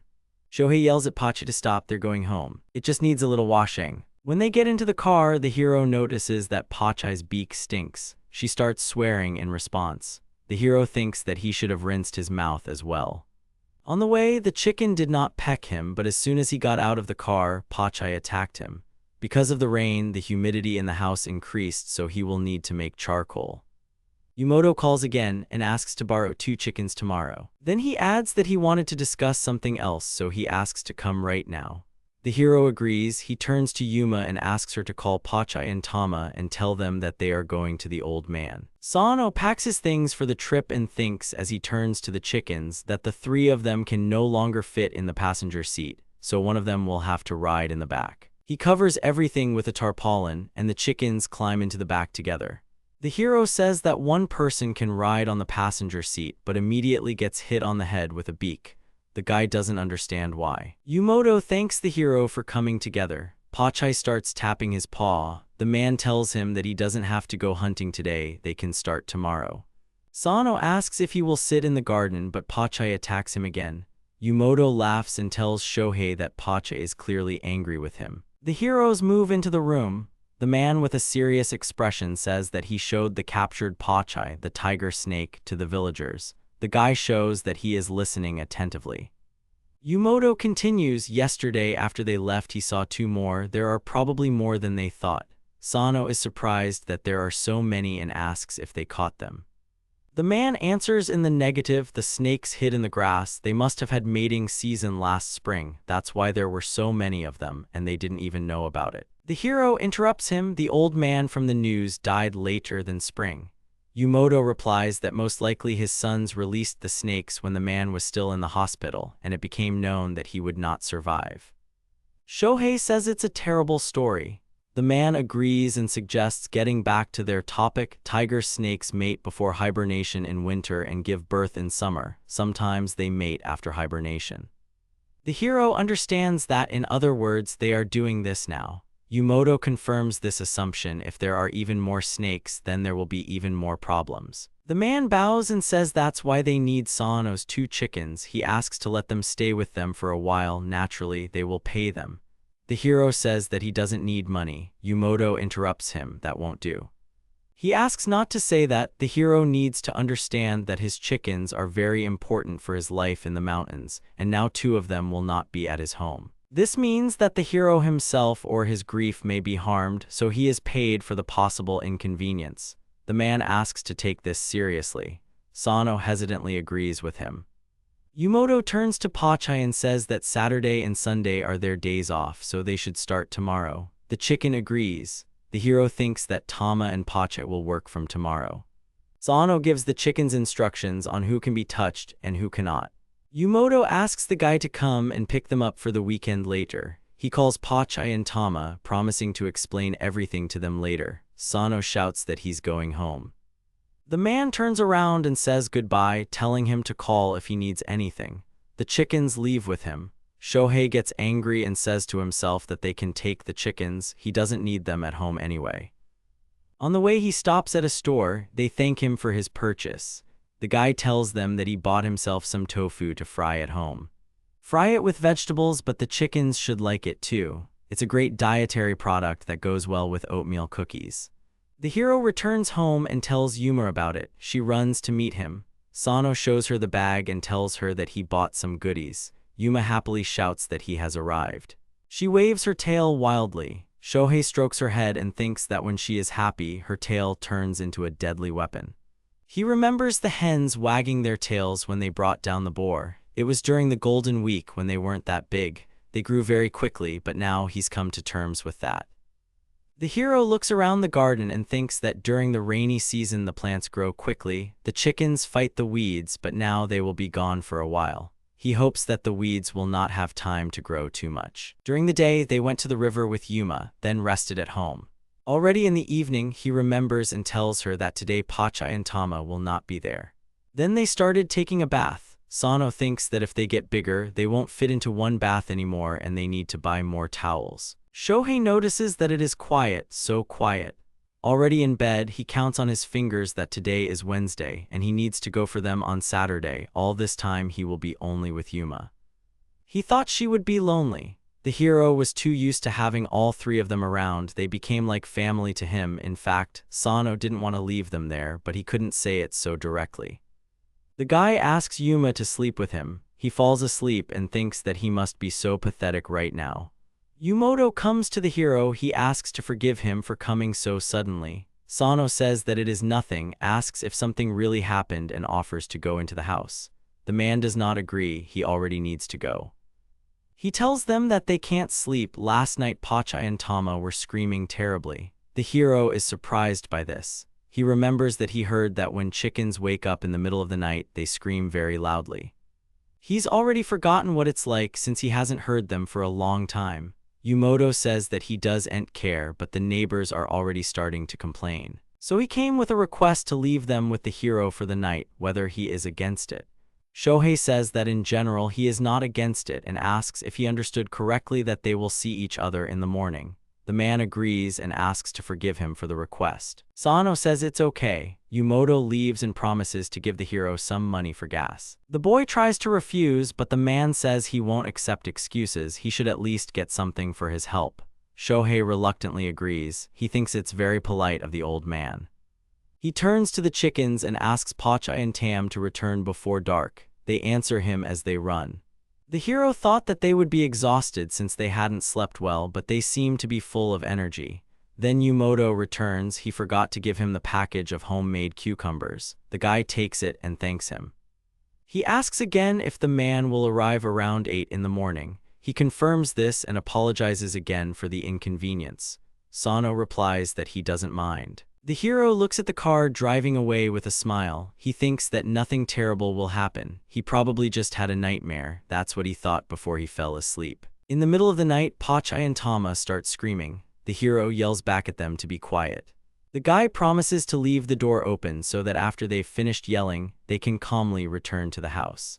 Late at night, the chickens scare even the owl with their cries. In the morning, Sano finds Pochi and Tama sleeping by the door. He wonders if they've been running around all night. The hero calls the chickens by name and suggests washing them first. He knew that this would happen, that they would start shaking themselves off furiously. It's good that he hadn't had time to change his clothes yet. After breakfast, they are going to the village. Sano says that he wants to sleep.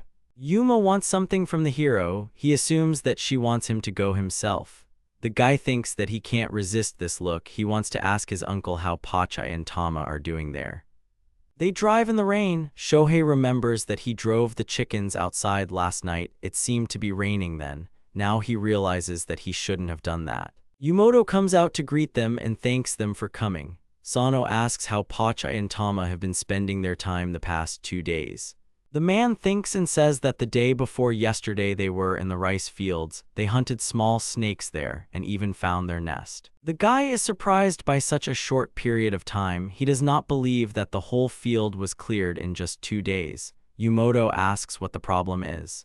The hero turns to the chickens and says that he does not even know what to say. Their rice fields are simply enormous. Although they have few farmers, they usually plant at least 2,000 tsubo. 1 tsubo is about 3.3 square kilometers. Sano suggests that the chickens probably only ran around one mountain and they have 2. But even so, one mountain is about 30,000 tsubo. Chickens run a huge distance during the day. Isn't that enough for them? That's what the boy told the man. He says that for this reason he thinks they need to increase their scope of work. For example, allow them to inspect not 1 house but 5, or allow them to inspect not only their mountain. Yumoto screams. Now he understands. This way the chickens can release their excess energy. However, first it is necessary to discuss this with the neighbors. He suggests talking again in a couple of days, because it will not be possible to implement something like this right away. Sano says that it's nothing, it's his own fault for suggesting it so suddenly. Afterwards, Uncle takes Pochi and Tama to the farm where work is already waiting for them. Yumoto's wife apologizes for burdening the hero. The guy replies that it's nothing, he himself should have thought of it earlier. The woman is surprised he has become so serious. Then the hero and Yum leave. Shohei wonders if everything will be okay with her since she accompanies him. She doesn't have time to waste her energy. He says that she doesn't have to be with him all the time. He suggests that she play with the other chickens. When he said this, she pecked him. In the evening, as agreed, Pochi and Tama were brought to Sano. Of course, he was glad that tomorrow they would go deeper into the mountains, but that night he again had a sleepless night. Unfortunately, it was raining again outside and he couldn't get them out. So the boy continued to listen to their screams all night. It was painful. In the morning, Pochi and Tama come out into the street screaming happily. Sano thinks they've been screaming all night. Now that they will be running around the mountains all day, they need to be well fed. He wonders where the chickens get all their strength from. Today it's raining again. The guy hopes that nothing will happen to them. The chickens continue to run and scream. Sano notices that due to the rains, a lot of water has accumulated here. If left as is, mold may appear. Besides, the hero still has many other things to do. He harvests the crop, tastes it, and notes that it is tasty and juicy. The hero offers it to Yuma, who happily agrees and opens her mouth full of teeth. While she is there, Sano only thinks about whether she will bite off his finger. He hopes that this will not happen. During the day, Pochi and Tama walk in the mountains and almost never appear at home. However, the mere thought that they are somewhere nearby makes one feel relieved. Now they are climbing to the top. Shohei is sure that if anything happens, Yuma will protect him, so there is no point in worrying. He understands something here. The hero asks if she really grew up like that for his safety. He can't say that all this doesn't seem as strange to him as Rin's story from the Aikawa family, but in any case, the more it is, the calmer he feels. Sano stretches and takes a deep breath. They've already finished all their work for the day, so why not take a nap after lunch? The hero sees that Yuma still seems to need to get used to her larger size. By nightfall, Pochi and Tama, who had been running all day, returned home dirty. However, thanks to their running through the mountains, he was finally able to get some sleep that day. The chickens are getting bigger. Sunday morning arrives. The hero notices that it looks like the weather will be sunny today. He tells the chickens that the forecast says no rain, but he doesn't finish the sentence because he sees Pochi's gaze. He wonders what that look is. He has some strange feeling. Pochi and Tama went into town as usual, and Yuma just walked around, constantly changing in size. Sano thinks that she was trying to use up her excess energy. In any case, it shouldn't be enough. Since there is no rain expected today, Sano decides to visit the cemetery. After all, if he does not take care of it, the ancestors will be furious. That is why he lives on this mountain. Shohei apologizes for not having visited in a while. The hero finishes cleaning, sits down on the grass and reflects that if you think about it, it's been a while since he's been here. He recalls that during Abona, there are usually a lot of people at the cemetery. Even at the end of the holiday, he will hardly be able to meet his relatives, which is a pity. If he takes the chickens to the city, the family will be simply shocked. There will probably be no end to the questions. Even if he goes by train, the journey will take 3 hours. There are no options here, and he does not want to be in the car all the time. Tama repeats the last word after him. This greatly surprises Sano. He doesn't believe what he just said. Could Rin's chatter really be true? He asks Tama to answer if he can speak. The chicken repeats the word again. Shohei is happy that he can actually speak and wonders what's wrong with his voice. He runs to hug her out of joy. But he pushes him away and starts pecking. Sano screams that it hurts and asks for forgiveness. He wonders if she thought he was being mean. The hero just wanted to hug her. Evening comes, Shohei suggests going home, then his uncle calls him. The guy answers and asks what happened. Yumoto replies that it's nothing, he just discussed it with the neighbors and they agree to let the chickens explore a large area. He promises to tell him the details tomorrow. Sano thanks him and says goodbye. He thinks that this is all for the best so they will have somewhere to put their energy. Then comes a message from Aikawa. The neighbor writes that he is going to the city tomorrow and asks if the hero will go with him. He agrees. Sano hopes that tomorrow will be sunny too. Old man Yumoto greeted Shohei and apologized for keeping him busy with work. The hero got out of the car and said that his chickens needed to move anyway, so there was nothing scary about the work. The man noted that they were not just chickens. The young man thinks that this time Pochi and Tama are going hunting. Today they are going around every section of the crop fields. Yumoto says that their eggs are delicious. The guy realized that they were snake eggs. The old man didn't even think that it would be so delicious. You can't tell by looking at it. Shohei thinks that they won't be able to start selling them. The hero summed up that the grandfather wanted to control the number of snakes. He confirmed everything and added that they should not be exterminated completely. He announced their further plan. First, they needed to catch some and then decide whether to release them or not. Shaw was surprised at how well the old man had thought everything out. Grandpa also suggested taking a tiger snake. It has no poison, but they also eat all sorts of rodents, so let these live. But he will not allow poisonous snakes to reproduce. The young man thinks that they have no coexistence with snakes, and all this is only for the convenience of people. But people have power over all circumstances. Shohei said that it was time for him to go. If he was delayed, he would definitely contact. The old man told him to call if anything happened. He ordered Tama and Pochi to obey their uncle, but they turned away from him and did not listen. This outraged the boy.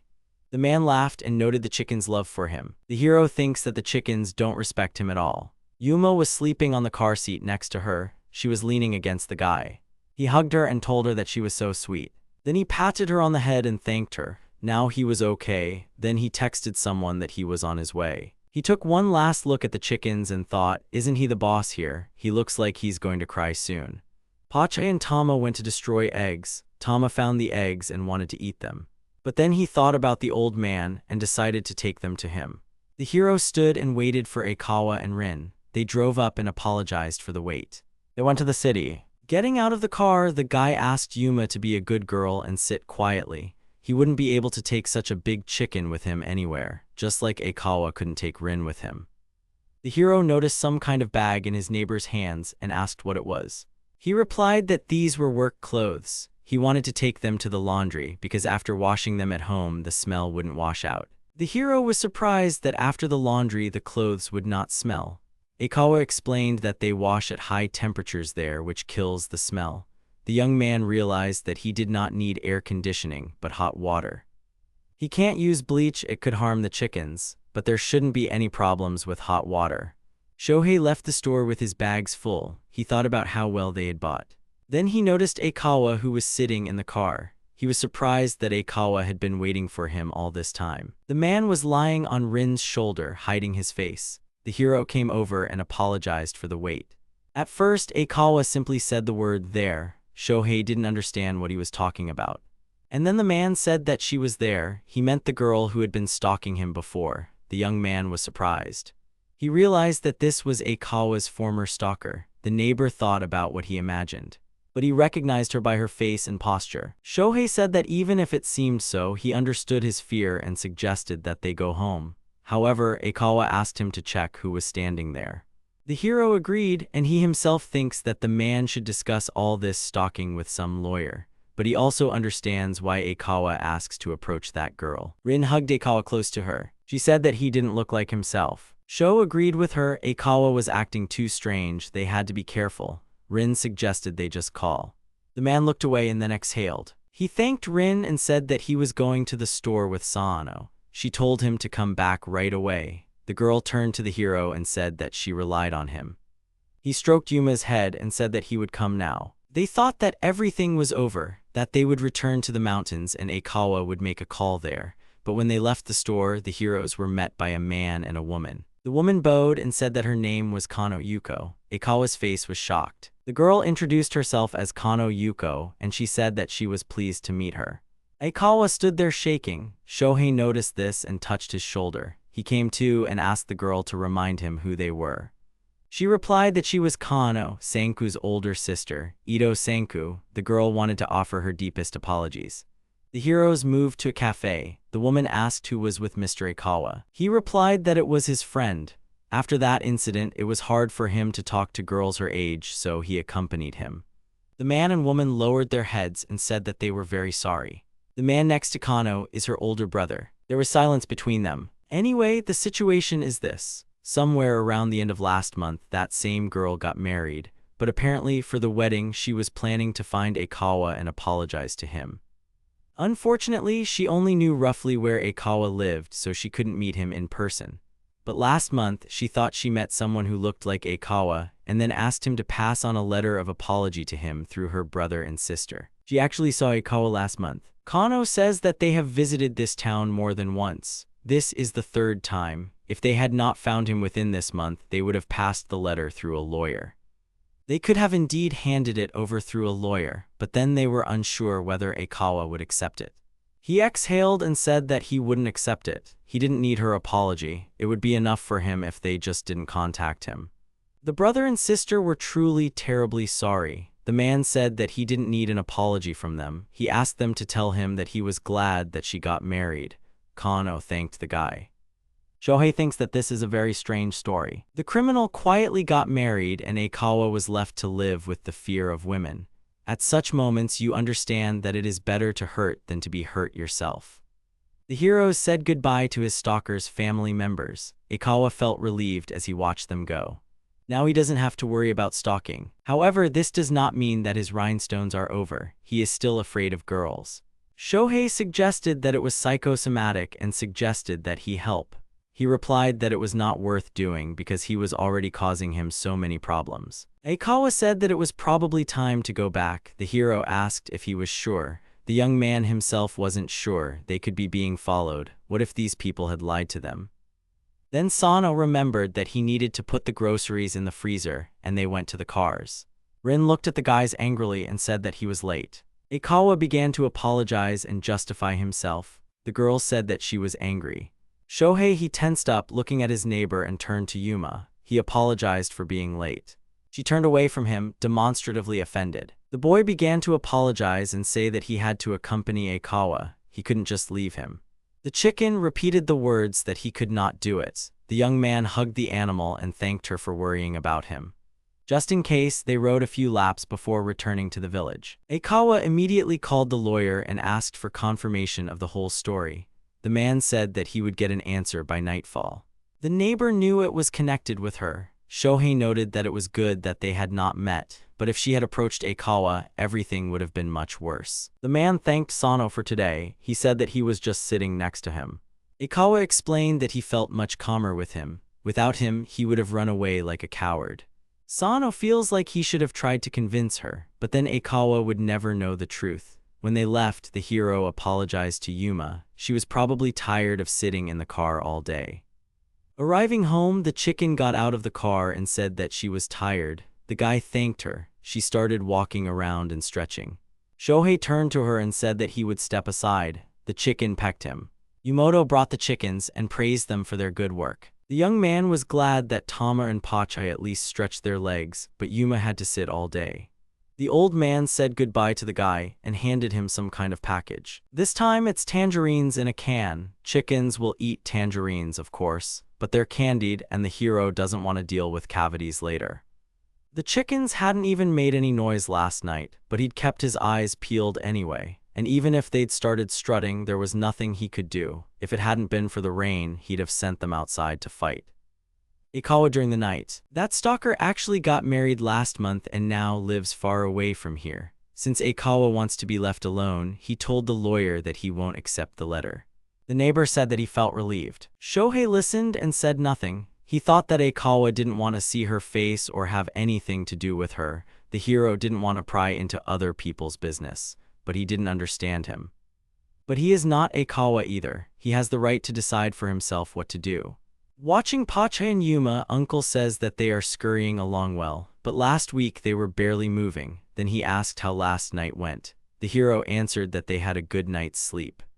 True, he doesn't know what will happen today. The old man told him that the chickens helped him a lot. They found 3 snakes just yesterday. They found vipers, poisonous snakes. Life in the village is also a kind of survival. The old man said that they had caught them from 6 whole fields. He thinks that there is no need to go around them anymore, they won't catch anyone. The hero asked if the collector of poisonous snakes had any imported from abroad. He answered that it looked like he had, and how did he get them anyway? But since they are dangerous, you can't just let them out. You can keep these snakes if you fill out some paperwork. Grandpa heard that someone was bitten recently. People say it's a viper. They bite someone once a year, so he wouldn't pay attention to it. The main thing is that there aren't any non-native snakes. Here the hero thought that he should warn his chickens. He told them that if they found a strange snake, they should bring them. They understood the owner and dispersed. The hero left the chickens and wished the old man good luck. Shohei realizes that Tama doesn't want to go with him and pecks him in the back. Aikawa invited him to visit him. Then the hero asked Tama if she would go with him, but she did not answer. He wanted to make fun of her, but she began to peck. Still, Tama does not like Rin and Ten. And while they were arguing, it started to rain. It rains a lot lately. The hero would be happy to walk around the area, but the ground gets wet because of him, so he doesn't do it. But Tama will go on patrol. The mud doesn't bother her. Shaw decided to check how many abandoned houses there were in the area. Without people, the house was falling apart. It would be a good idea to tear it down before the rainy season. But this also requires money. He thinks about talking to the headman about it later. The hero turned to Tama and said that he would go and look at this house, and the chicken itself could walk around the area for now. She didn't answer. Sano thanked her, and he thought that although she was being mean, she was actually kind. Is she really a tsundere? After these words, Tama began to peck the hero in the back. He did not understand how she knew what a tsundere was. While inspecting the house, the hero received a message from Katsuragi. The girl sent a photo of a snake's tail and asked if it was poisonous, since it seemed that Tatsuki had already eaten it. He didn't understand how he could identify a snake by the stump of its tail. He wrote to her that he would find out and answer. If he succeeded, he would answer late in the evening. The invasion of snakes seemed to have no end. The young man tried to search the internet for a photo of Katsuragi. However, he couldn't find an answer. He decided to show the photo to his uncle since he was going to pick up Pochi and Yuma soon anyway. Yumoto, looking at the photo, said that it was not immediately understood. He was afraid that if it was a poisonous snake, then that huge lizard might not say hello. He added that the girl could bring the stump to him tomorrow. When the hero told Katsuragi that Tatsuki could be poisoned, she almost gave up the ghost. The young man understands her perfectly, although his chickens have eaten poisonous snakes before and they are fine. He thought about visiting her tomorrow after visiting Aikawa. He laughed and said that he felt like Mr. Popular. Then he looked at his chickens. They were looking at him disapprovingly. And then they turned away altogether. Shohei tried to appeal to Yuma, the only one who appreciates him. But she, unfortunately, turned away. The hero thought that at least Yuma would never abandon him. The young man realized that he was not popular at all. The main thing was that the chickens weren't going crazy again. That was the main thing. The next day, the boy brought a combo of girls, Tama and Yuma, to his uncle. They have a long way to go today, but first they will wait for Narayama. Yumoto asked Sano how he was doing with patrolling. He replied that so far everything was unchanged. They were walking towards the mountain. Suddenly Katsuragi arrived, greeted them, and apologized for being late. The men greeted her. The girl handed them a jar with a snake's tail. The old man looked and said that apparently this snake was not from here. He asked permission to take this tail for himself. The girl agreed and added that she just needed to get rid of it. The uncle apologized to the lady for having to travel such a long way. She also began to apologize for not being able to help in any way. Then the old man left. The chickens walked around the garden, and Tatsuki stood near the car. Sano and Mia were sitting on the veranda. The girl asked the guy about his plans for today. He answered that he was planning to go to the western mountain to see Mr. Aikawa. The girl noted that they often see each other. The hero confirmed this and added that they go to the city together. Katsuragi lowered her head and said that she envied them. She is a fool in love and can't even talk to him. The young man realized that she is not interested in him at all. Then she asked him about his plans for tomorrow. He replied that at most he would take the chickens from the headman and pick them up. She invited him to have lunch together. The hero finally realized that she really wasn't interested in him. And so the hero went to Aikawa together with Pochi. He doesn't care that she doesn't see him as her boyfriend. Katsuragi is cute, sure, but he doesn't want to flirt with her. He doesn't imagine her as his wife in his mind. He doesn't imagine her at all. The hero turned to Pochi and asked him to catch some crayfish as a gift for Rin-ten's visit.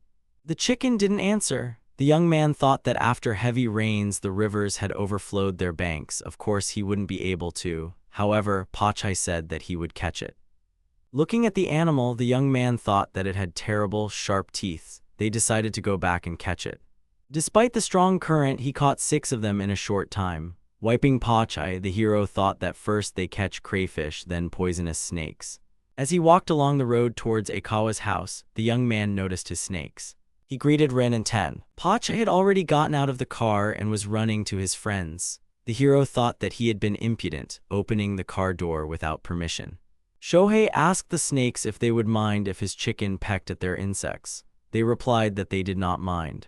Pochi stood still. Aikawa came out and greeted Sano. Sho started to apologize for being late. He and Pochi were just going to bring crayfish with them, but before he could say anything, the chicken started pecking at him. It seems Pochi pecked him because he didn't like that he wanted to blame him for being late.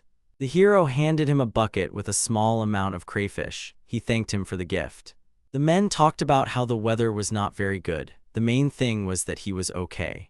Rin and Ten thanked Sano. Pochi was indignant. The boy mentally apologized to Aikawa's animals because Pochi wasn't used to bigger snakes yet. The neighbor said that he would also like to visit him. The young man agreed and suggested the day after tomorrow. Tomorrow Shohei invited Katsuragi to visit. He noted that Sano was very popular. The hero turned away and said that the girl did not even consider him as a man. While catching crayfish, Pochi looks at the water. He sees the small number of crayfish he caught and gets very angry. Aikawa set a luxurious table. The hero asked him if he always cooked like that. He answered that he only did it when guests came to visit him. The young man remembered that Aikawa had once been involved in hunting. He would have to invite him to hunt together when the season came. Aikawa says that from spring to summer no one usually comes to him, so his skills are rusty. And it's not like people climb this mountain at all. The young man thanked him for the treats. He said that Sano had helped him a lot, so he didn't need to worry. The man was very grateful to him for accompanying him to the city.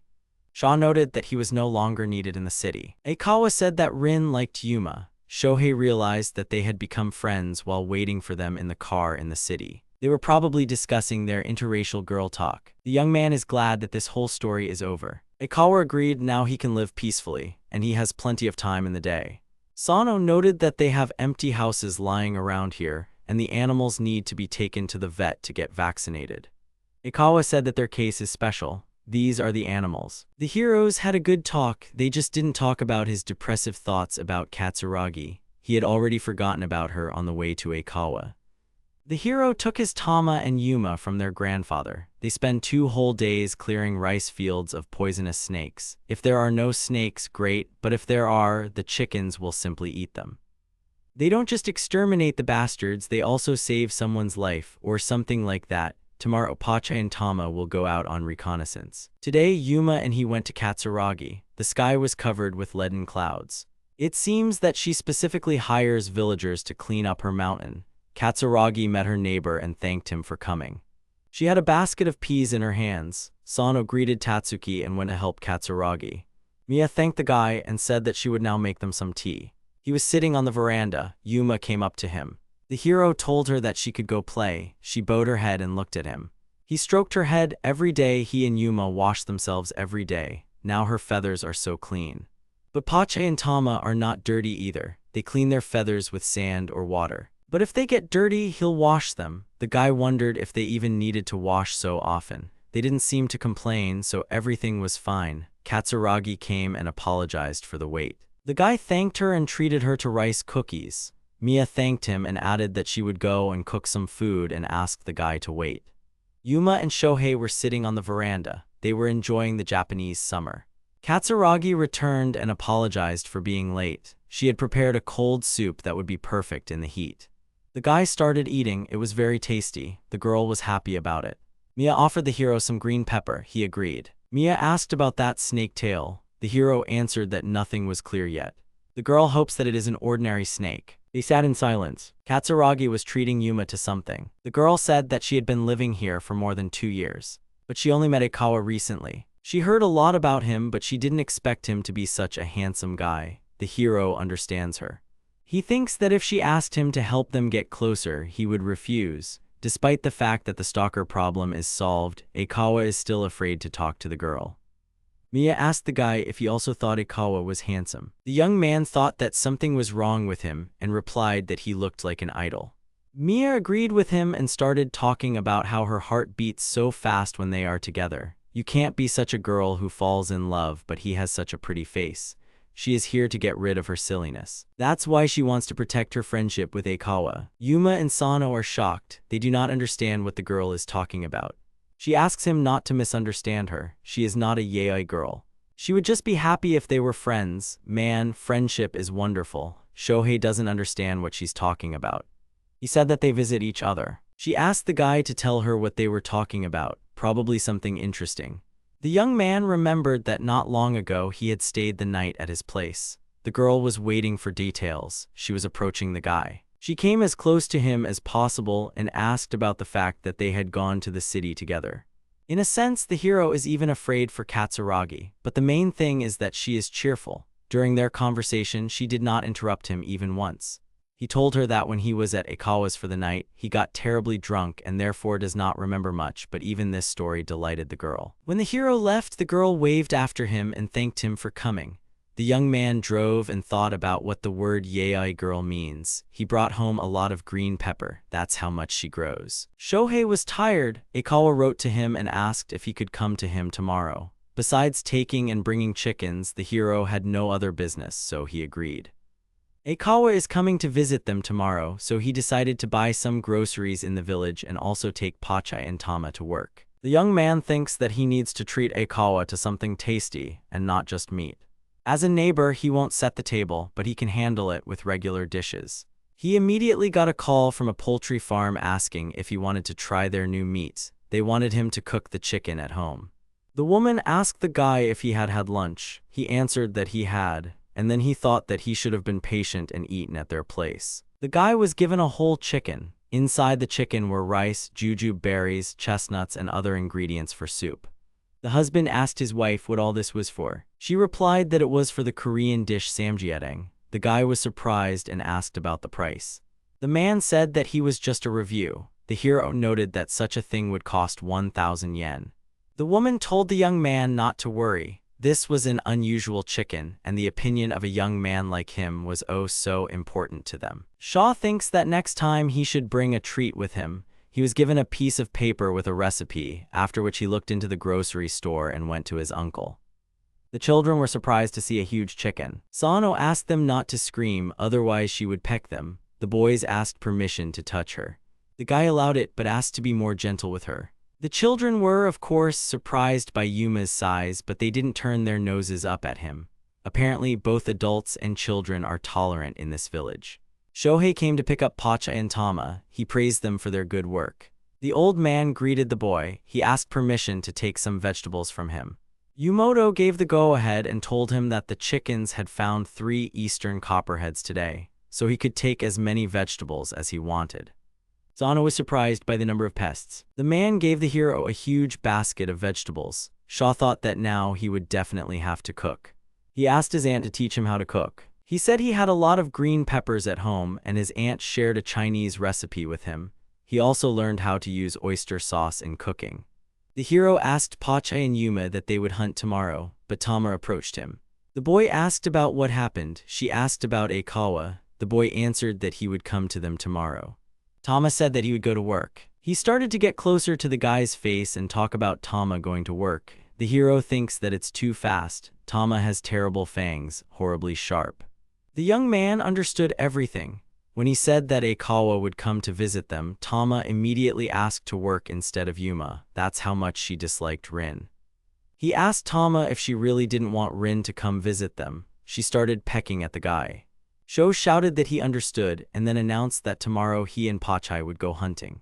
Tama was proud of herself. Sano turned to Yuma and asked if she was okay without a job. She pressed herself against the guy. It was a sign of agreement. He thought that she was so cute, and so the preparations for Aikawa's reception were finished.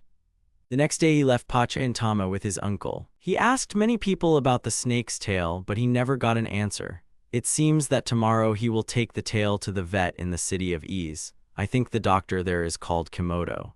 It's raining hard. Well, Rin will be able to crawl more comfortably. The hero has prepared some smashed cucumbers and stewed some Chinese cabbage. The first course will be samgyetang soup, and the second course will be the Chinese dish he was taught yesterday. The boy was working in the garden and noticed that a car had driven up. Aikawa greeted Sano and noted the northern weather. The hero agreed with him. Rin and Ten got out of the car. Sho assumed that they were probably cramped in the car. Aikawa said that there was such a problem, but Ten doesn't ride with them often either. The man asked Yuma if Rin and Ten could catch bugs in her yard. The snake said that they wanted crayfish. The neighbor suggested going to the river. Shohei asked them to be careful. It was raining heavily now. Aikawa allowed Rin and Ten to catch crayfish. The snakes began to catch crayfish skillfully. The others watched from the shore. The hero was surprised at how easily they caught them. Aikawa told them that he and Sano would stay at home. They agreed and continued to be in the water. Shohei doesn't know how many crayfish they can eat together, and even if they eat them all, it won't be so bad. At least there will be more fish. Aikawa recognized the soup the boy was making. He noted that you can't get rid of the smell afterwards. Shohei replied that he would just turn the ventilation on full blast afterwards. The neighbor said that it was the first time he tried their cooking. Sano asked him not to expect much. He especially shouldn't set the bar too high in his head. The hero was finishing the dish. He said that it was called Dingsangxian. Aikawa noticed that it smelled delicious. It seemed to be just vegetables, but it looked luxurious. They decided to start eating. Ten and Rin were still in the river. Aikawa thanked the guy for the food. The hero opened the window and said that Korean and Chinese food smelled strongly. The neighbor asked if he had really bought samgyetang from a poultry farm. The young man confirmed and said that they were still testing the product. It seemed that his fate depended on his review. The man said that he liked Dingsangxian too. Lots of vegetables, goes well with rice. The guy agreed with him. Aikawa liked the dinner, but the hero thinks that this is not enough for hospitality. The neighbor asked about the fact that the hero visited Katsuragi yesterday. He confirmed everything. He added that she was lonely, so she invited him to visit. Aikawa understands her. It's comfortable to live alone but sad, so he sometimes invites him to his place. Then he asked about those half-destroyed houses. The hero replied that he had completely forgotten about them. If they were not demolished, then someone might settle there and that would be bad. But to demolish them, you need to take care of a lot of things. Something tells him that demolishing houses is not a cheap pleasure, so they continue to stand and collapse. Apparently, there are many such houses here, and this worries the guy. Aikawa said that he can ask for help from his hunter friends. If they get permission to hunt in the area during the work season, they can help with the demolition of houses. Shohei said that sounds good, but they might shoot his chickens by mistake. But they can only give them access to the part of the mountain behind the house. And then the only thing left to do is to forbid the chickens from going there. There are a lot of guys among the hunters who don't have mountains to train on, so he'll open up the north side of the mountain to them. The hero was surprised that there were hunters without mountains. Aikawa explained that these were hunters with licenses who simply lived near the mountains and were concerned about the integrity of their fields. Sano agreed that it would be better to open the slope behind the house for them. True, it was hard to climb there. Aikawa suggested that they climb through his mountain. He had a shorter path there. He was sure that the hunters would not mind. Before making a decision, the young man wanted to consult with the chickens. Aikawa agreed with him. He would have to thank the hunters well. Their help would be of great service to them. The young man is not sure how everything will go in the end, but he hopes for the best. He talked with Aikawa for a long time. It is immediately clear that they are on the same wavelength. The guy looked at his watch and thought that the chickens would be delivered soon. He told Aikawa that the chickens would be arriving soon. The man understood that Yumoto would bring them. They ran out of the house. The young man thought that they had a problem, Ten and Rin. Uncle, of course, wanted to see Ten himself, but if he saw Rin, who had been hiding her lower half all this time, things would be bad. They went out and noticed Yuma. He asked her not to let Rin in and to call Ten because the uncle wanted to see him. Yuma tilted her head and looked at the boy questioningly. He repeated once again that Rin shouldn't be allowed in, but Ten had to be brought. She answered what she understood and ran to the snakes. The hero thinks that he seemed to have explained it clearly. Aikawa was surprised that she understood something. Sho thinks that if they were ordinary pets, they wouldn't understand his speech, but his chickens are unusual.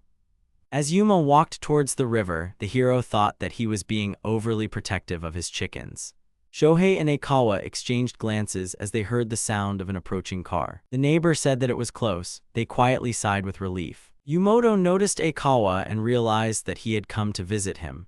Shohei confirmed everything and thanked his uncle for bringing the chickens. Pochi and Tama got out of the car and started looking around. The old man asked about the girl who was usually with the owner of the Western Mountain. He answered that she was working in the field.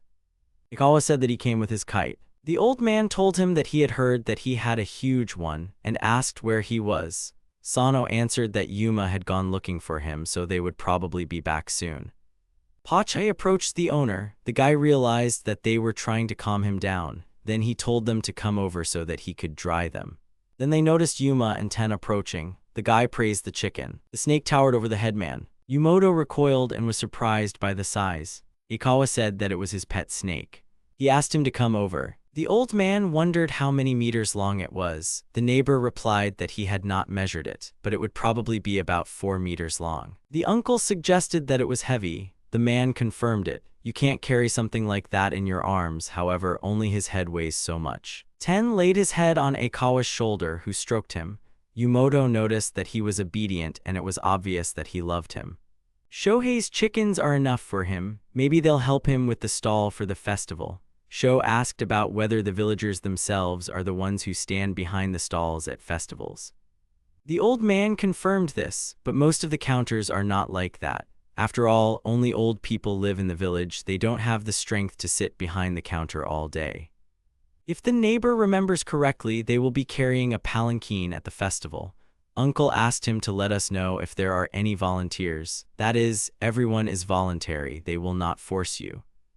Yumoto asked Shohei to help with the preparations for the festival. He agreed and told him to call him when he needed him. The elder decided to go home. He would tell him when he found out which snake that tail belonged to. The hero thanked him and said goodbye.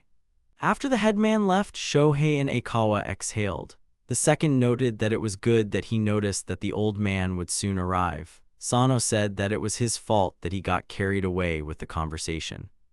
They remembered Rin and decided to call her. The hero asked Pochi to go get her.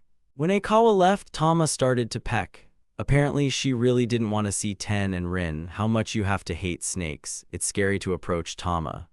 He called the poultry farm and thanked Matsuyama for the samgyeon. He told him that it was delicious, but the smell needed some work. He did not forget to add that Aikawa also liked the sir, to which he was told that his comments would be taken into account and that they would call him again later. Saturday night, someone called the hero. The old man told him that it was a rattlesnake's tail. Yumoto confirmed everything and said that it might not be her at all. The guy thanked him, and he thought to himself that they don't live in Japan. He needs to tell Katsuragi this. He doesn't want to scare her too much, though. According to the stories of veterinarians and the police, the businessman took the poisonous snakes for himself and kept them as pets. So how did it happen that they were so irresponsibly released into the nearby fields? It is unlikely that the entrepreneur could have foreseen his death, but he had to think about what would happen to the snakes when he was gone. Of course, the chickens could peck him to death, but they too are not eternal. On the one hand, these snakes grew up in a room environment and then they were left without an owner. You think about it and you feel sorry for them. What will happen to his chickens? Then he shouted the names of the chickens and said that he would live for a long time. But they just turned away. The guy thought that it was somehow cruel. And only Yuma pressed herself against him. He shouted her name and hugged her. Only she understands him. It always seems to him at such moments. But Pochi and Tama should understand too. They ran up the mountain to vent their anger. Thanks to them, there are no more animals in the area around the house. He used to see raccoons and wild boars, but now they are nowhere to be found. Then the hero noticed movement in the bushes and got scared. However, it was Pochi with a snake in his beak. The guy told him to eat him. He and Yuma slowly walked around the fields, looked at the river, and assessed the situation with the road. The guy understands that they need a fence with railings, but since this is his territory, he must buy everything for it himself. Shohei told a nervous Katsuragi about the snake's tail. She called him and started screaming into the phone about what they should do now, since it was a rattlesnake. The young man moved the phone away from his ear so as not to go deaf and asked the girl to calm down. He told her to just stay close to Tatsuki and everything would be fine. And they would hardly help her with the snakes. He told her to try to persuade Tatsuki to look for them for her. She replied that she would try to talk to him and thanked the guy. The hero is helped by chickens, but he can't send them to Katsuragi. This is Tatsuki's territory. No matter how much the girl wants it, the reptile won't allow anyone to interfere with his territory. Mia is very sweet, responsible, and kind. Everyone around her loves her. And she herself does not cause problems for anyone. It's just a pity that such an ideal Katsuragi does not see anyone in him. The guy became sad and began to think that he didn't need love and weddings. Suddenly, Aikawa wrote to him that he was grateful for Friday and that they had quickly taken Rin away from her uncle, although it wasn't something to be thankful for. And anyway, Rin wasn't the only one who was so strange. It was good that the chickens were there. Whatever the case, he hoped that they were living their best life. The chickens had almost finished all the work assigned to them. All that was left for him to do was wait for the end of the rainy season. The chickens are working and the weather is still the same. It rained for half a week and then there were cloudy days, but in the mountains it rained every evening. The climate here is different from the one below. The problems began when the chickens were working their last shift. The hero went to the village to buy groceries when he remembered that his chickens were working in the fields nearby. He hadn't seen Pochi and Tama working for a long time. He thought about it and stopped the car. He saw that the chickens were working. There were also children there. The hero watches and understands that just a little bit more and Pochi will hit the child with the tail. Unfortunately, that's what happened. Because of this, the child fell into the water. Some woman screamed. The young man ran to help. He asked about the girl's condition. She said that she was fine and laughed. The hero felt relieved that she was laughing. The woman spoke rudely to the hero. He apologized for his chickens. She asked him about the fact that he was the owner of these chickens. Shohei confirmed everything. The stranger asks the boy what he was thinking when he left the care of these huge chickens. They know that they are here to exterminate snakes, but because of them, they cannot work in the field. Zano told them to try not to approach them. She continued to scream that it was because of them that her child fell into the water. Shohei noticed Yuma's angry look and mentally asked her not to start pecking. The boy started saying that it was his own fault. He came up to Pochi to play. The other children supported him. It was their own fault that they didn't think about how long Pochi's tail was. The girl hugged the chicken and apologized to him. The woman shouted that this did not change the fact that he was dangerous. Shohei bowed, said that he was truly sorry and that he would listen to her words. And he himself thinks that in such situations any reaction will be met with hostility. All he can do is bow his head to resolve this conflict peacefully. Then Yumoto came up and noticed Pochi's popularity. The woman's husband was next to him and noticed that the main character was bowing to her and asked what had happened.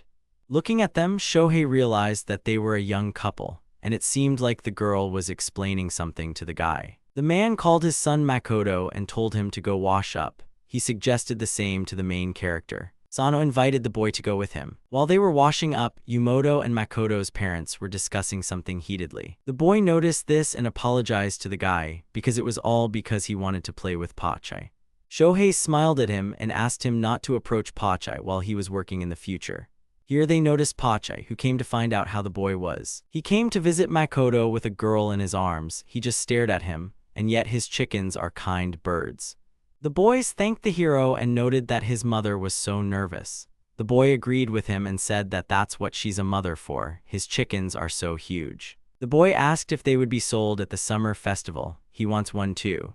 Shohei approached the boy's parents. The woman bowed and apologized to the boy. He got nervous and said that he should apologize. The man also bowed his head and said that their son was to blame. They were really sorry. After all, he was helping them get rid of the snakes. Sano said that his chickens were really big, even frighteningly big. The main thing is that their son didn't get hurt.